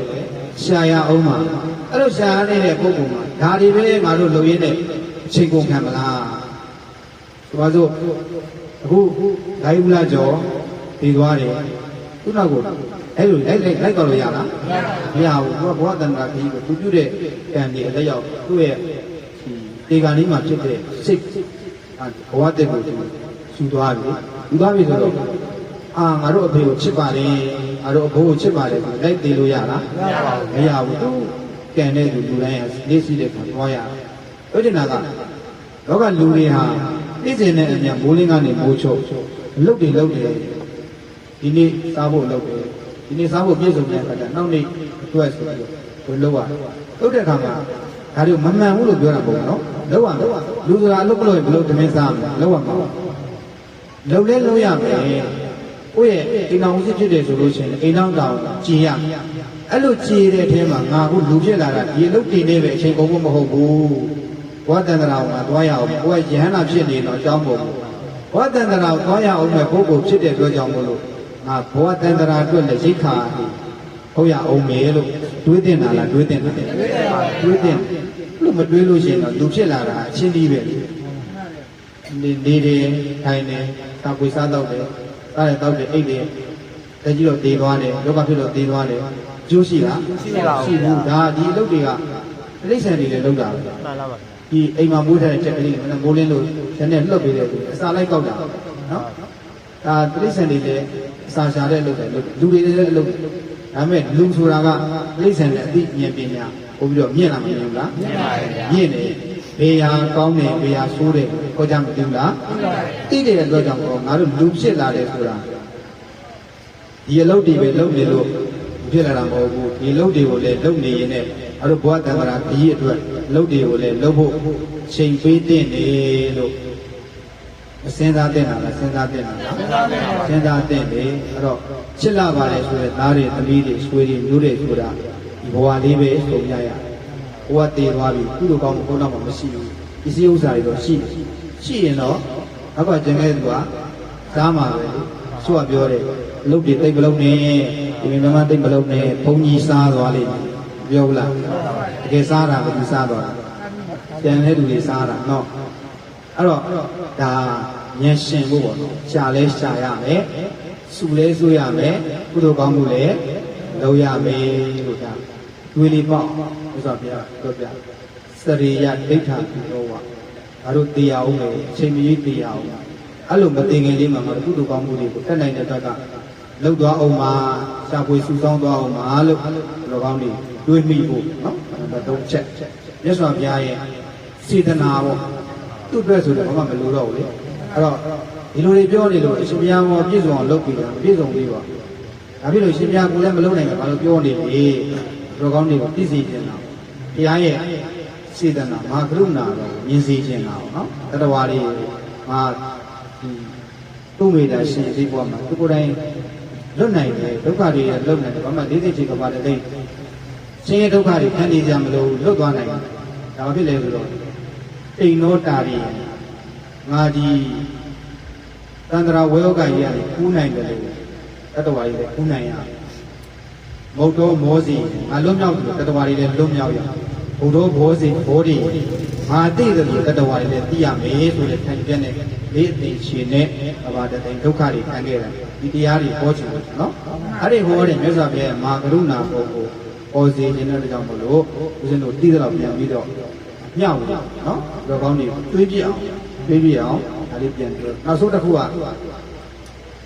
နောက်ဆုံးတစ်ခုကဘာပြောလဲဆိုတော့နတ္ထိမစ္ဆုကနာဂမောတဲ့နတ္ထိမစ္ဆုကနာဂမောမန္တကြီးကပြောတယ်သိချင်းတရားဆိုတာလွယ်လွယ်လေးရောက်မလာနိုင်ဘူးတဲ့နော်ရောက်မလာနိုင်ဘူးခုနပြောတဲ့မြတ်စွာဘုရားကနတ္ထိမစ္ဆုကအာဂမောလွယ်လွယ်ကူကူရောက်လာတယ်အဲ့ဒါအချိန်မရွေးနော်အဲ့တော့ငါဒီမုတ်ချတရားမြည်ချိန်ပိုင်းသာလိုတော့သည်လို့ဆရာတော်ကြီးတွေဘုဆရာတော်ကြီးတွေဟောခဲ့တာနော်ဆိုတော့ဒါတွေကဘာလဲဆိုတော့အဲ့တို့တရားအောင်မဲ့တော့သိတယ်ဒီချိန်ဒီမလေးချိန်မရွေးနော်ဒါလေးကိုတွေးရမှာနော်ဒီမှာပြန်ပြီးတော့အချက်၄ချက်ကိုဆိုလိုက်မယ်ဆိုလို့ရှိရင်မြတ်စွာဘုရားကယဟန်တွေကိုပြောတာအပ္ပမိရံဘိက္ခဝေမနုဿာနအာယုလူသားတွေရဲ့အသက်ဆိုတာအနေလေးပဲဗမဏီယောတံပရာယောဝါတံပရာတိကိုမလို့သွားရအောင်မယ်ကတ္တပံကုသလံကုသိုလ်ကောင်းမှုကိုပြုတင်ပြုလိုက်တယ်ဒါနသီလဆိုတဲ့အလုပ်တွေကိုတတ်နိုင်တော့ကျူးစားပြီးတော့လုပ်တယ်စရိတ္တပံဓမ္မစရိယမြတ်တဲ့သမထအလုပ်ဝိပဿနာအလုပ်တွေကိုလည်းပေါ်များအားထုတ်တဲ့နေဘာလဲဆိုတော့နတ္တိဇာတတအမရဏပရိသတ်တွေတည်ပြီးတော့မွေးလာတဲ့လူတိုင်းကလေးအစကြီးအစုပ်အကုန်တရားမှာတည်ဘူးဆိုတာမရှိဘူးတဲ့ဒီလူတွေရဲ့တက်တန်းဆိုတာတရားရန်ဝန်းကျင်မှာပုံမယ်ဆိုလို့ရှိရင်လည်းနည်းနည်းလေးပါဒီလိုမြတ်စွာဘုရားဉာဏ်တွေကိုဟောနေစီခေါ်တာငါနဲ့ကြီးကရောက်ငါနဲ့ကြီးရောက်လာပြီးတော့ဂါရာတွေရွတ်တာအဲ့ဂါရာရွတ်တာကဘာလဲဆိုတော့ရှင်ဘုရားတို့လူတွေရဲ့အသက်ဆိုတာအရှိကြီးပဲတဲ့ဘုရားပြောတာမဟုတ်ဘူးတဲ့လူတွေအရှိကြီးပဲတဲ့တက်တန်းကနောက်တကလူတွေရဲ့အသက်ကရှည်ကြီးပဲနော်အဲ့ဒီရှည်တဲ့အသက်ကိုရှင်များတို့မခက်ရတဲ့ကိုမရှုံးချတဲ့ပုဂ္ဂိုလ်ကို တက်ဘလောက်ရှိပြီဆိုခေါ်ယူလိုက်ဆမ်းမှာနောက်တစ်ခုကနွားတို့အမမိခင်ရဲ့လူကိုတောက်ပြီးတော့ခက်ထဲမှာဇိမ်ရစ်နေတဲ့ကလေးလိုအာယုံ၅ပါးကာမဂုဏ်တရားတွေကာမဂုဏ်တရားတွေကိုလည်းလွတ်လွတ်လပ်လပ်ပျော်ပျော်ကြီးခံစားကြပါတဲ့နောက်ဆုံးတစ်ခုကတော့သိချင်းတရားဆိုတာသင်များတို့ထားကိုလွယ်တကူရောက်မလာနိုင်သေးဘူးတဲ့။အဲ့ဒါကြီးအဲ့လိုပြောတာ။ပြောတော့မြတ်စွာဘုရားကဟုတ်ဘူး။ဘာနဲ့ပြောတဲ့စကားကိုမယုံနဲ့။လူရဲ့အသက်ဆိုတာတူတူလေးပဲဒီအဲ့အသက်ကိုလည်းမင်းတို့ဘုံယူမနေနဲ့အဲ့ရဲ့ဖြစ်ရင်ရှုံချရမယ်။အဲ့ဒီရှုံချမှုနဲ့ပတ်သက်ပြီးတော့အချက်ပဲနဲ့ပြောခဲ့တယ်။ခုနှစ်ချက်အဲ့ရဲ့အဖြစ်ခုနှစ်ချက်နော်။အဲ့ခုနှစ်ချက်ကိုပြောတယ်။အဲ့ပြောပြီးတဲ့အခါကျမှနောက်တစ်ခါကျတော့ဒီခေါင်းမှာပြီးလောင်နေတဲ့ပုဂ္ဂိုလ်လို့ရှင်အဲ့လိုချိန်မရွေးနေနိုင်တယ်ဒီချင်းတရားကိုလည်းထည့်သွင်းပြီးတော့စဉ်းစားသိနေတာယီသူကြီးဆွေးမျိုးကြီးတွေနဲ့ပဲချိန်ကုန်မနေတင်ဘူးဆိုတဲ့အားလေးကိုလည်းပြောတယ်အခုတစ်ချက်ကတော့ဒီချင်းတရားကချိန်မရွေးရောက်လာနိုင်တယ်အဲ့တော့မြတ်စွာဘုရားကပြောတာဘယ်နှချက်လဲဒီချက်မနက်ကပြောတာလေဒီချက်ဒီနှစ်ခုကတူတလားဆန့်ကျင်လားဆိုရင်ဆန့်ကျင်တယ်မနက်ကိုဘုရားကောင်းနေစစ်တလားမုံတလားမုံနေနော်အခုမှမုံတယ်လို့မုံနေအခုမှမုံနေမုံမိမဲ့သူ့ရဲ့အချက်ကိုလိုက်လေဆိုရင်ဒီစဉ်အစားဓာကြီးတွေဓမ္မကြီးတွေအစိုးသူ့ရဲ့နောက်ကိုလိုက်တယ်မနက်နောက်ကိုလိုက်တယ်ငါတို့အသက်တွေကြာကြီးနေအောင်မယ်နော်ဒီအသက်တွေဘယ်လောက်ရှိပြီအဲ့ဒါကကြတော့အဲငါးပါးကာမဂုဏ်တရားတွေကိုလွယ်လွယ်လပ်လပ်ပြောပြောပါခံစားလိုက်ကြတယ်ဒီချင်းတရားဆိုတော့ရောက်လာသေးပေါ့ကွာငါတို့နေရာအောင်မှာအဲ့ဒီဘယ်လောက်နေရာအောင်မှာအဲ့လိုတွေးကြတာပဲလေအဲ့ဒီတွေးတဲ့ပုဂ္ဂိုလ်တိုင်းကမာနရဲ့အလိုကိုမလိုက်တာလားတိုက်တာလားတိုက်တယ်မာနရဲ့ဘတ်တော်အားတွေနော်အဲဒါကြောင့်မုန်းတယ်ဆိုလို့ရှိရင်တကယ်မုန်းတယ်ဆိုလို့ရှိရင်သူ့ရဲ့ပြောတဲ့စကားတွေကိုပြောကောင်းတွေကထောက်ခံတယ်လားမထောက်ခံဘူးလားမထောက်ခံတယ်ဘူးမြတ်စွာဘုရားပြောတဲ့ဘာတွေပေါ့နော်သိချင်းတရားနဲ့ပတ်သက်ပြီးတော့ငါတို့ဒီတရားတွေကိုငါတို့အသက်ဆိုတာတို့တို့လေးပဲအမကိုယ့်ရဲ့အသက်50 60 90 80ဖြစ်သွားလို့လည်းအသက်နဲ့ပတ်သက်ပြီးတော့ကိုယ်ဝင်ကြွနေဖို့မလိုဘူးငါတို့ခေါင်းမှာမီးလောင်နေအဲ့ဒီမီးလောင်တော့ငြိမ်းဖို့ဒီအဓိကဖြစ်တယ်လို့ငါတို့မှာသိချင်းတရားဆိုတဲ့ဉာဏ်သူရှိနေတယ်အဲ့ဒီဉာဏ်သူကိုငါတို့ဘယ်လိုရင်ဆိုင်မလဲဆိုတဲ့ချက်အလို့တကူကသိချင်းတရားကငါတို့ချိန်မရွေရောက်လာနိုင်လေဆိုတဲ့ချက်တွေကိုလုံးသွင်းဆင်ခြင်ပြီးတော့နောက်ထပ်လာမဲ့နေ့ရက်မှာငါတို့ကုသိုလ်ကောင်းမှုတွေကိုဘယ်လိုပြုပြီးတော့ဘယ်လိုစူးစမ်းအထောက်ပြီးတော့လာမဲ့နေ့ရက်တွေကိုအကောင်းဆုံးပြင်ဆင်ရင်းနဲ့သင်မင်းကိုရင်ဆိုင်မလဲလို့ဒီကောင်းနေစဉ်းစားတယ်မလားစဉ်းစားတဲ့အဲ့ဒီအတွေးလေးပေါ်အောင်ဦးဇင်းဒီတရားတော်နဲ့ယေရှုဆက်ပါတယ်ဦးဇင်းပြောတဲ့တရားပေါ့တက်ကိုစိတ်ချမထားနဲ့ငါတို့ဘယ်လိုကူမသိနိုင်သေးဘူးဆိုပြီးတော့ဒီကောင်းနေအသက်ကိုစိတ်ချနေမှာဆိုလို့လာပြီးတော့ဦးဇင်းကတတိပေးတာအခုရင်ဦးဇင်းပြောတဲ့အချက်တွေကိုအားလုံးနားလည်သဘောပေါက်မလားနားလည်ပါဗျာနားလည်သဘောပေါက်မယ်လို့မျှော်လင့်ပါတယ်ဒါလို့ပြောတာကိုနားမရှင်းဘူးနားမလည်ဘူးဆိုရှင်လည်းပဲအင်တာနက်မှာသစ္စာရွှေကြီးဆရာတော်ရဲ့အသက်ကိုသိချမထားနဲ့လို့ခေါင်းစဉ်ကိုရိုက်ရှာရင်ဆရာတော်ပြည့်ပြည့်စုံစုံဟောထားပါနော်တနားကျော်လောက်ပြည့်ပြည့်စုံစုံဆရာတော်ဟောထားတာရှိတယ်အဲ့ဒီမှာတွားပြီးတော့နာယူကြည့်ဖို့လည်းတိုက်တွန်းပါတယ်အားလုံးသောသူတော်ကောင်းတို့ဒီလည်းပဲဒီတခါကြီးဥလာကျော်ရဲ့ဒါသူတရားတွေကိုတင်ရတဲ့သာသမီတွေကနေပြီးတော့ဒီလည်းသိတဲ့အတိုင်းလဲဆက်တဲ့မိဘကျေးဇူးဆက်ဓမ္မသဘင်နောက်တစ်ခါကျတော့တံဝေကဓမ္မသဘင်မှာအသက်ကိုစိတ်ချမထားနဲ့အညီရတဲ့တရားတော်ကိုကျေးဇူးဆက်ဟောကြားပေးခဲ့ပါတယ်ဒီတရားတော်ကိုနာယူကျင့်သုံးပြီးတော့ငါတို့တွေအလုံးရရှိထားတဲ့အသက်ဆိုတာဘာမှမကြဘူးမမြဲဘူးဒါကြီးဥလာကျော်လည်းပဲတတန်အတိုင်းတာတစ်ခုရောက်လို့ပြင်လုံခဲ့ပြီးငါတို့တွေခုလောက်နေရင်မှလည်းနေရမယ်အခုပြောနေတဲ့အချိန်လေးမှလည်းပဲခဏနေပြေးသွားနိုင်တယ်လို့ဒီလိုသင်ခြင်းစဉ်းစားပြီးတော့သူတော်ကောင်းအလုပ်တွေကိုစတဲ့သဘောလောက်ကင်ပြီးတော့လူတိုင်းရင်ဆိုင်ရမယ်မရဏလို့ခေါ်တဲ့သိခြင်းတရားကိုအကောင်းဆုံးရင်ဆိုင်နိုင်တဲ့ပုဂ္ဂိုလ်တို့ပုဂ္ဂိုလ်မြတ်သူတော်ကောင်းကြီးများဖြစ်နိုင်ကြပါစေကုန်သတည်း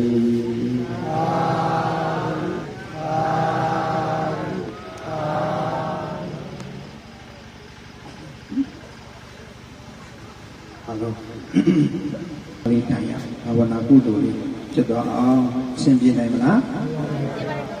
5မိနစ်နော်5မိနစ်လောက်လေးအားလုံးမိတို့အဆင်ပြေတဲ့ဣရိယာပုတ်လေးနဲ့ထိုင်ပြီးတော့5မိနစ်ခန့်ဒါနဆိုတဲ့လူတန်းဒီကံပူတွေကိုလည်းမိတို့ဓမ္မဒါနမတ္တဒါနအနေအဖြစ်ပြုကြတယ်ဒီလားဆိုတဲ့စင်တန်းမြင့်တဲ့ကရုဏဂုံ3ပါးနဲ့အင်္ဂါ10ပါးပြည့်စုံတဲ့ဒီလားကိုစင်တန်းမြင့်နဲ့ခံယူကြံလုံးဆောက်စင်တန်းမြင့်တဲ့အလုပ်တွေကိုလုပ်နေတဲ့ပုဂ္ဂိုလ်ရဲ့စိတ်တန်တန်မှာစိတ်ရဲ့တန်ရှင်းစင်ကြယ်ဖို့ဆိုတာနဲ့ပတ်သက်ပြီးတော့5မိနစ်လောက်ကလေးအချိန်ပေးပြီးတော့ဘာဝနာလုပ်လေးပါတော့အောင်သူစားအထုတ်ကြည့်ရအောင်အလိုတော်သူတော်ကောင်းများနေတဲ့ပုဂ္ဂိုလ်တွေဖြစ်တဲ့အလျောက်ဘဝခန္ဓာကိုရလဲရထားပြီးကြပြီရထားပြီးတဲ့အလျောက်လည်းပဲဘောတန္တရာခရီးသွားတဲ့အနေနဲ့ဒီဘဝကမနေလို့တတန်းစိတ်တဲ့အခါမှာလေဟောငါတို့ဒီကြရအောင်ပါလားငါတို့လူလောကမှာလူဖြစ်လာတယ်ဆိုတာကစောင့်မှုတောင်းမှုနေမှုပြောမှုပါမှုတွေနဲ့ပဲရောက်သွားမယ်ဆိုရင်လည်းပဲငါတို့လုပ်လို့ရတယ်လက်ပြင်ပြမာတွေဖြစ်ပြီဆိုရင်ကာမဂုဏ်ခံစားတဲ့အလုပ်ဆိုတာလုပ်လို့ရပါလေဒါပေမဲ့လူဘဝလူခန္ဓာရထားတဲ့အခိုင်လေးမှာတော့ဟောငါတို့တွေဘုရားဆရှိတဲ့သူတော်ကောင်းကြီးတွေချင်းမွန်းတဲ့လူလေးတွေကိုတော့လုပ်သွားတဲ့တယ်မြတ်စွာဘုရားရှင်ကိုရောမြတ်ကြီးကလူတူတယောက်တည်းအတွက်ရှေ့စည်းနေစရာမလိုဘူးတို့အတွက်လုပ်ခဲ့တယ်ငါတို့အတွက်လုပ်ခဲ့တာမြတ်စွာဘုရားရှင်ကိုရောမြတ်ရဲ့ဂုဏ်ကျေးဇူးတွေကိုသိမြင်အောင်လုပ်ပါအဲ့လိုသိမြင်လာတဲ့အခါမှာလည်းသူတော်ကောင်းတွေမြတ်စွာဘုရားကိုပို့ပြီးတော့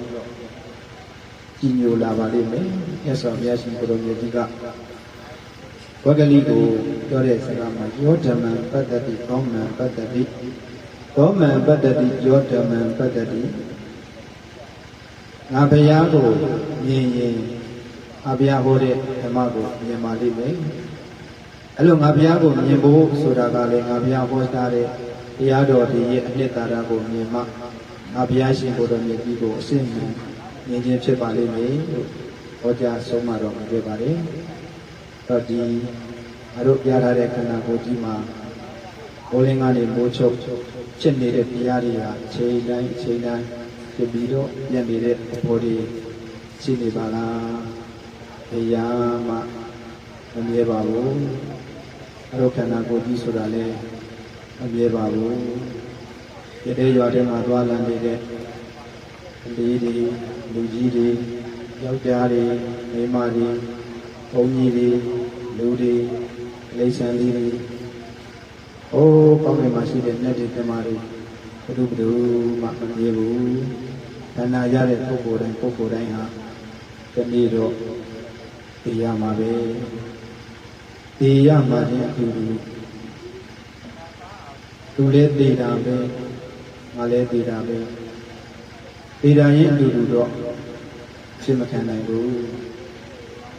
သိတဲ့အခါမှာသိခြင်းတရားကိုယုံလေးရင်ဆိုင်နိုင်တဲ့ပုဂ္ဂိုလ်ဖြစ်အောင်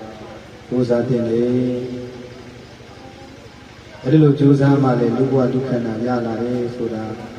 နိတ္တာရပြေဝအချင်းလေးမဖြစ်မှာပါဘူးအဲလိုကြိုးစားအထောက်ဖို့ဆိုတာလည်းပဲသိခြင်းတရားကိုစဉ်းကျင်စဉ်းစားဖို့ရည်ကြည်ပါတယ်အားတို့ခန္ဓာရထားတဲ့ပုဂ္ဂိုလ်တွေတရားအောင်မေဘူးလည်းသိနိုင်တယ်ခဏတော့ကြနေလည်းသိနိုင်တယ်ဝေတော်လက်အစမ်းပြီးဉာဏ်တော်လက်အဝေးပြီးလက်ဖြစ်တဲ့တော့တွင်မှလည်းပဲဟောဒီရထားတဲ့ခန္ဓာကြီးဆိုတာအချိန်မရွေးသိနိုင်တာပဲလို့ဒီလိုနှလုံးသွင်းရှင်းပြပေးပါနေ့စဉ်ဘိုးလင်းလာတဲ့အခါပဲဖြစ်ဖြစ်ညအိယာဝင်တဲ့အခါမှာပဲဖြစ်ဖြစ်ဒါလေးကိုတွေးမိမယ်ဆိုရင်ဒီနေ့အတွက်ဝါတန်တရာအတွက်ဒါတွေကုသိုလ်ကောင်းမှုလုပ်ပြီးပြီလေ ဒါတွေလုပ်ပြီးပြီလေလို့ပြန်စဉ်းစားလာပြပါလိမ့်မယ်အဲ့လိုစဉ်းစားလာပြမယ်ဆိုလို့ရှိရင်လည်းပဲအဲ့တော့အသက်ရှင်နေတဲ့ဖိုက်တန်လေးမှာဝါတန္တရာခရီးအတွက်နောက်ဆက်တားဆီးဖြစ်စေမယ့်အလုပ်တွေကိုငါတို့တတ်နိုင်တယ်များရှော့ချကြိုးစားပြီးတော့ဝါတန္တရာခရီးအတွက်ထောက်ပံ့ဖြစ်မဲ့ဘယ်တော့ကောင်းလုပ်တွေကိုငါတို့တတ်နိုင်တဲ့ဘက်ကနေကြိုးစားပြီးတော့လုံမတော်မှာပါလားလို့ဒီလိုအတွေ့အကြုံတွေရအောင်တွေးရတဲ့နေစဉ်ဒီတိုင်းဒီတို့ရဲ့ဘဝမှာဒါနဆိုတဲ့လူရန်ပေးကမ်းမှုတွေကိုလည်းပဲသက်ဆွမ်းတဲ့ဘက်ကကြိုးစားပြုနိုင်ကြပါစေဒီလားဆိုတဲ့၅ပါး၈ပါးစရှိတဲ့ဒီလားတရားတွေကိုလည်းပဲတက်နိုင်ဆုံးတောင်းထိန်ခံယူကျင့်သုံးနိုင်ကြပါစေသမထလို့ခေါ်တဲ့စိတ်ရဲ့အင်းငြိမ်အေးချမ်းမှုသမထအလုပ်တွေကိုလည်းပဲ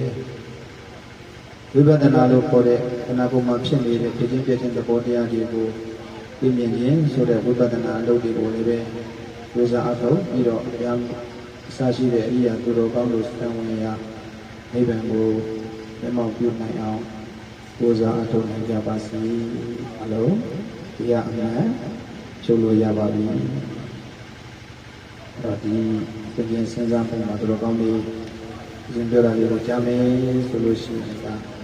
ဒီကျင့်တရားနဲ့ပတ်သက်ပြီးတော့မရဏနုပ္ပတိလို့ခေါ်တယ်ဘာဝနာလေးဖြစ်သွားမယ်လို့ယုံကြည်ပါတယ်အားလုံးဒီနေ့ပြုထားတဲ့ဒါနကုသိုလ်သီလကုသိုလ်ဘာဝနာကုသိုလ်ဆိုတဲ့ကုသိုလ်ကောင်းမှုတွေကိုဘဝဆက်တန္တရာဆက်ဆက်မှာတော်ဆက်ကြတဲ့မိဟောင်းဖဟောင်းဘိုးဟောင်းဘောဟောင်းဆွေဟောင်းမျိုးဟောင်းပုဂ္ဂိုလ်အားလုံးတို့ကိုလည်းပဲဒီလိုပြုတဲ့ကုသိုလ်ကောင်းမှုတွေကိုရပါစေလို့အိတ်ထဲမှာအာယုံပြုသူအပြည့်လည်းပဲသာသမီဆွေတို့တွေဖြစ်တဲ့ပုဂ္ဂိုလ်တွေကလည်းပဲအနာဂတ်ဝင်ကျေးဇူးရှင်ပခင်ကြီးကုလကျော်နဲ့ပြည်ခင်ကြီးတော်လုံးတို့တော်သိမီတို့ဒီလည်းပဲရရပေါ်ပုံဌာနကမြည်တဲ့သာသမီတွေနဲ့ဆွေတွေမျိုးတွေပြုတဲ့ကုသိုလ်ကောင်းမှုတွေကိုရောက်ရရက်ကနေသာဓုခေါ်ဖို့လိုနေမယ်ဆိုလို့ရှိရင်ဘုန်းတော်လူမသာဓုခေါ်နိုင်ပြီးတော့ကောင်းမြတ်တဲ့ဘုံဘဝကောင်းမြတ်တဲ့ဘုံဌာနကောင်းကျိုးချမ်းသာမျိုးမျိုးကိုရရှိကြောက်ရှိတန်းစားနိုင်ပါစေ။မနေ့ပြန်มาလည်းထပ်ပြီးတော့ကျေးဇူးရှင်ဖခင်ကြီးအတွက်ကုသိုလ်ကောင်းမှုတွေကိုပြီးမှဖြစ်တဲ့အတွက်ကြောင့်တက်ပြီးတော့လည်းပဲမနေ့ပြန်ပါ။ရမှုရှိတဲ့သံဃာတော်ရှင်လူမြတ်တွေကိုနေစွန်းစရှိတဲ့လူဘဝတန်းရပြပြတွေကိုစက္ကန့်လူတန်းအုပ်မှဖြစ်တဲ့အတွက်ကြောင့်အလုံးအမြရကြယူ၏ကိုယ်စိတ်နှပြကျမ်းမာကြသည်ချမ်းသာကြသည်ဖြစ်ကြပါစေဘုဒ္ဓံတရေဤမြေပန်သူသီလာတုလေအမှုတတ်သည်ဤပါစေသောအာလုံးကြာကြာသမျှကုသိုလ်အမြယူတော်မူကြပါကုန်လောသာဓုသာဓုသာဓုအာလုံးကြာကြာသမျှကုသိုလ်အမြယူတော်မူကြပါကုန်လောသာဓုသာဓုသာဓုအာလုံးကြာကြာသမျှကုသိုလ်အမြယူတော်မူကြပါကုန်လောသာဓုသာဓုသာဓုအလုံးအမြရကြယူအလုံးဒီပဲဆိုင်ရာပုဂ္ဂိုလ်များနဲ့ဘုရားတော်မှာရှိတဲ့ပုဂ္ဂိုလ်တွေညမာခြင်းချမ်းသာတွေကောင်းကျိုးချမ်းသာတရားမျိုးကိုရရှိနိုင်ပါစေအလုံးတော်တရားနာပိဋကပေါင်းသူတော်ကောင်းတို့လည်းကိုယ်စိတ်နဲ့ဖြတ်ကျမ်းမာချမ်းသာတော်ဖြင့်ပြီးလို့ရဲ့နေ့စဉ်နေ့တိုင်းမှာဒါနသီလဘာဝနာဆိုတဲ့အလုပ်တွေကိုသူစားအထောက်ပြီးတော့ဒီချင်းတရားကိုဆင်ခြင်စဉ်းစားပြီးတော့တက်ကိုစိတ်ချမထားဘဲနဲ့သူတော်ကောင်းလုပ်တွေကိုကြိုးစားအထောက်ပြီးတော့ဘုရားဆရှိတဲ့ရိယာသူတော်ကောင်းတို့ရဲ့စံဝင်ရနိဗ္ဗာန်ချမ်းသာကိုလင်းမြန်စွာမျက်မှောက်ပြုနိုင်ကြတဲ့သူတော်ကောင်းပုဂ္ဂိုလ်သူပုဂ္ဂိုလ်များကြည်ပြီးဖြစ်နိုင်ကြပါစေဟုတ်ကဲ့တောက်ပြီးတော့ပေါင်းဘူးဒီစဉ်အစားကတော့မပူစာလူမခံလို့ပေါ့နော်လူမခံလို့ဘယ်တော့စဉ်းစားတာပါလဲဟိုဒီလေးဆိုအခု6သိန်းကျော်ပေါ့နော်ဆုံးတော့တော့ 6သိန်းကျော်ရတဲ့အထက်ကနေပြီးတော့ဇင်အချို့ကလည်းပဲဒီကြတဲ့ဓမ္မပူဇာတွေကနေပြီးတော့ပြန်ပြီးတော့ပြုရအောင်ပေါ့နော်ဦးဇင်းကိုအဲ့ပညာရေးခင်းနဲ့ပတ်သက်ပြီးတော့ဟုတ်ဆွဲစီခြင်းတဲ့ပုံပေါ်တွေရှိပါတယ်ရှိတဲ့အတွက်ကြောင့်ဦးဇင်း6သိန်းနဲ့ကနေပြီးတော့3သိန်းအပြုလက်ခံပါမယ်အဲ့ဒီ3သိန်းကလည်းပဲဦးဇင်းကလက်ရှိတက်နေတဲ့အကြောင်းပါပေါ့နော်နောက်ဆုံးတော့ကျန်းစာကိုပြရအဲ့ကျန်းစာကိုရေးဖို့လည်းပဲကုန်ကြမှုရှိတယ်အဲ့ဘက်ကသိတဲ့အဖြစ်ရှင်မရှိပါဘူးအဲဒါကြောင့်မလို့အဲ့ဒီပညာဒါနအနေအဖြစ်လည်းပဲအဲ့ဒီမှာသိန်းကွယ်2သိန်းပေါ့နော်အဲ့လိုတော့ရှိပါဘူးအဲ့ဒီဟာကိုပညာဒါနအနေနဲ့လည်းပဲအဲ့ဒီဟာကိုလူလက်ခံပါမယ်ပြီးတော့ဒီနေ့ကုန်မှာရန်ကုန်မှာဟိုပြင်းပြနိုင်တတ်ပါတော့ကြော်ပြီးတော့ငွေချင်း2ပါးနဲ့တိုင်မြင်ပြီးတော့ပြင်းပြနိုင်တာမျက်မမြင်ကြောင်းပါနော်သွားပြီးတော့လေးလေစာလူဖို့လဲလားစဉ်းစားထားပါအဲ့အတွက်လည်းပဲဓမ္မသူတော်ကောင်းတွေလူတန်းနဲ့လူကိုထည့်ပြီးတော့အရင်ကလက်ခံသွားတဲ့3သိန်းနဲ့ကနေပြီးတော့ခုနပြောတဲ့ကျန်းစာအုပ်ထုတ်ဖို့ရယ်အမမြင်ကြောင်းမှာလူဖို့အာဟာရဒါနလူဖို့ရယ်အဲ့ဒီတစ်ခုအတွက်သက်သုံးပြီးမယ်ကျန်တဲ့3သိန်းကိုတော့ရရွာနဲ့ပတ်သက်ပြီးတော့လိုအပ်တဲ့နေရာမှာလိုအပ်တယ်လို့သုံးချပေးဖို့ဒီကပြန်ပြီးတော့လူပါပြုပေးပါတယ်နော်ပြုပါတယ်အဲကြောင့်တော့ပေါင်းတော်ကောင်းနေသိအောင်ပြီးပြီးတာဖြစ်အဲ့တော့အလောတော်ကောင်းနေကနေပြီးတော့အဲ့တို့လူထားတဲ့အလူကညာဒါနအပြီးမှာဒီလိုဖြန့်ပြီးတော့ပြန်လည်းပြီးတော့သုံးချပါဆိုတာကိုသိပြီးတော့ကျိုးတရားတွေရှင်ပွားပြုလို့ရမယ်ပြီးတော့ဒါဝမ်းမြောက်ဝမ်းသာသာဓုသုံးချိန်ပေါ်ပြီးပါ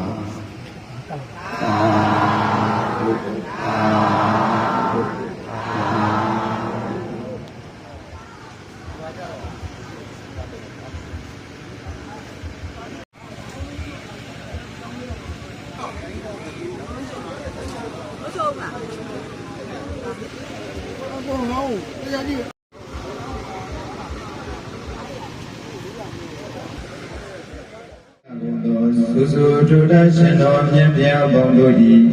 အတုမရှိကုန်သောဘုဒ္ဓဘောရှိန်သောမေတ္တာတော်အာနုဘောတော်အဖြစ်၎င်း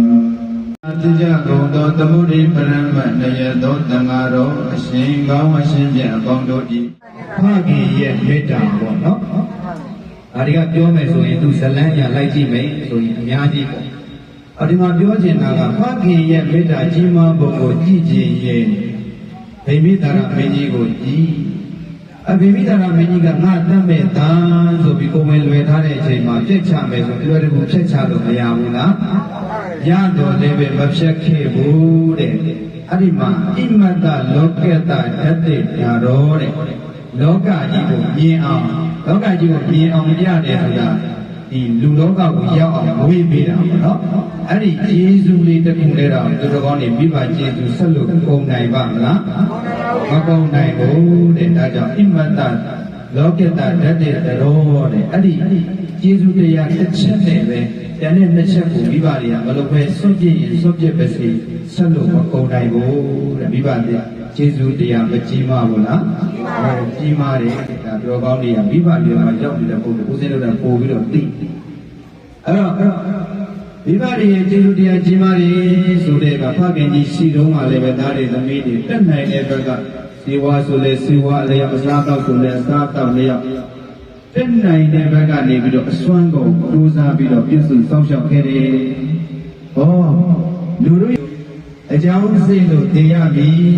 ဆိုတဲ့အခါမှာလည်းပဲဟောဒီဖခင်ကြီးအတွက်ကုသိုလ်ကောင်းမှုတွေဒီနေ့ပြုပေးတယ်။အဲ့ဒီနေရာမှာဒါသမီးတွေဘက်ကကြည့်မယ်ဆိုရင်တော့တခါကြီးဥလာတော်ဆိုတာအနတ္တကိုင်ဝင်ကျေးဇူးရှင်ဖခင်ကြီးပါပဲ။သို့တော်လည်းပဲလောကလူတို့ရဲ့အနေအားဖြင့်ကြည့်ပြီဆိုရင်လောကဒီဟုသောစရက်ပေါ်ကိုရောက်လာတဲ့တတ္တဝါဒီဟုသောဧည့်သည်ဒီလိုကောင်းနေတခြားလားတခါကြီးဥလာကျော်ဧည့်သည်လား ဟောတက္ကကြီးဦးလာကျော်ကဧည့်သည်ဆိုတော့တရားဟောတရားနာတဲ့အလုံးသောပုဂ္ဂိုလ်တွေကလည်းတခြားလားဧည့်သည်လားဧည့်သည်တွေအရှင်ဘုရားမိတော်များသည်ဘုရားတရားတန်ခါယရဏမြတ်သုံးပါးကံကံဤအကျိုးကိုယုံကြည်ပါသည်ဖြစ်၍လွန်ခဲ့သောနှစ်ရက်ကျော်သုံးရက်ကံကဘဝဟောင်းကိုဆွ၍ဘဝတည်တမလွန်သောရောင်ရွှေဝေလိုသွားပါသောအနန္တဂိုင်းဝင်ယေရှုရှင်ဖခင်ကြီးဘုလားကျော်အားယေရှုကြီးမှန်၍တရားမှုရှိသောသံဃာတော်အရှင်မြတ်တို့အားကျွမ်းခဲပွဲဘောဇင်ရတာပြပြတို့ကိုလူတန်းပါ၏ခင်ကြီးဘုလားကျော်အားအမြမိပါ၏ဘုမဥလာကျော်တော်လုံးတော်သိမ့်ဒီတို့နှင့်တကဝအာလုံးရာသာသမြကုသိုလ်အမြယူတော်ဘုရားဘာကုန်သောသာဓု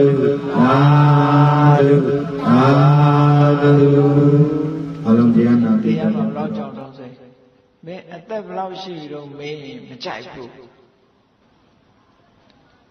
ဘုန်းကြီးတို့အရက်စီကတခါကြီးတယောက်ဆိုလို့ရှင်သူ့အသက်မေးလို့ရှင်အဲ့ဒါရန်သူပဲသူကဘာဖြစ်လို့အသက်မေးတာမကြိုက်တော့ဆိုရင်သေမင်းကြားသွားမဆုံးလို့တဲ့အသက်ကိုမမေးနဲ့သေမင်းကကြားသွားမဆုံးလို့တဲ့ဒါဖြင့်သေမင်းကဘယ်အရွယ်တွေခေါ်တာတော့သေမင်းကအရွယ်မကြီးပါဘူးခေါ်ပါတယ်ဟုတ်ကဲ့လား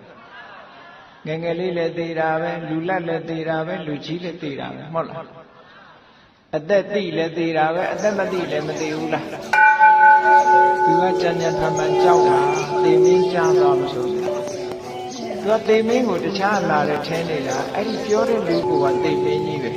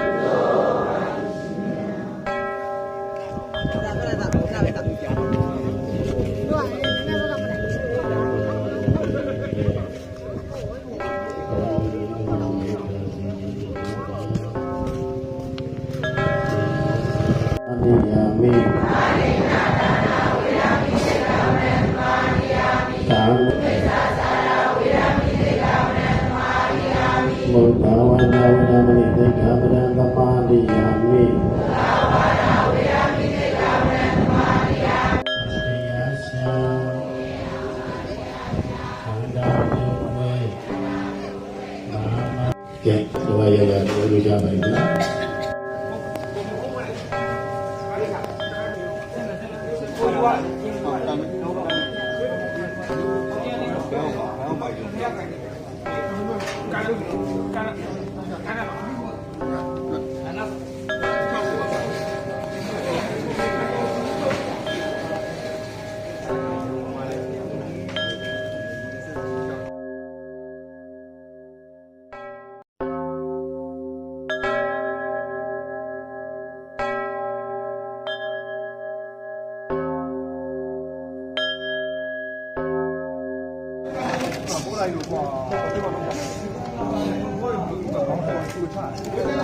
ဘ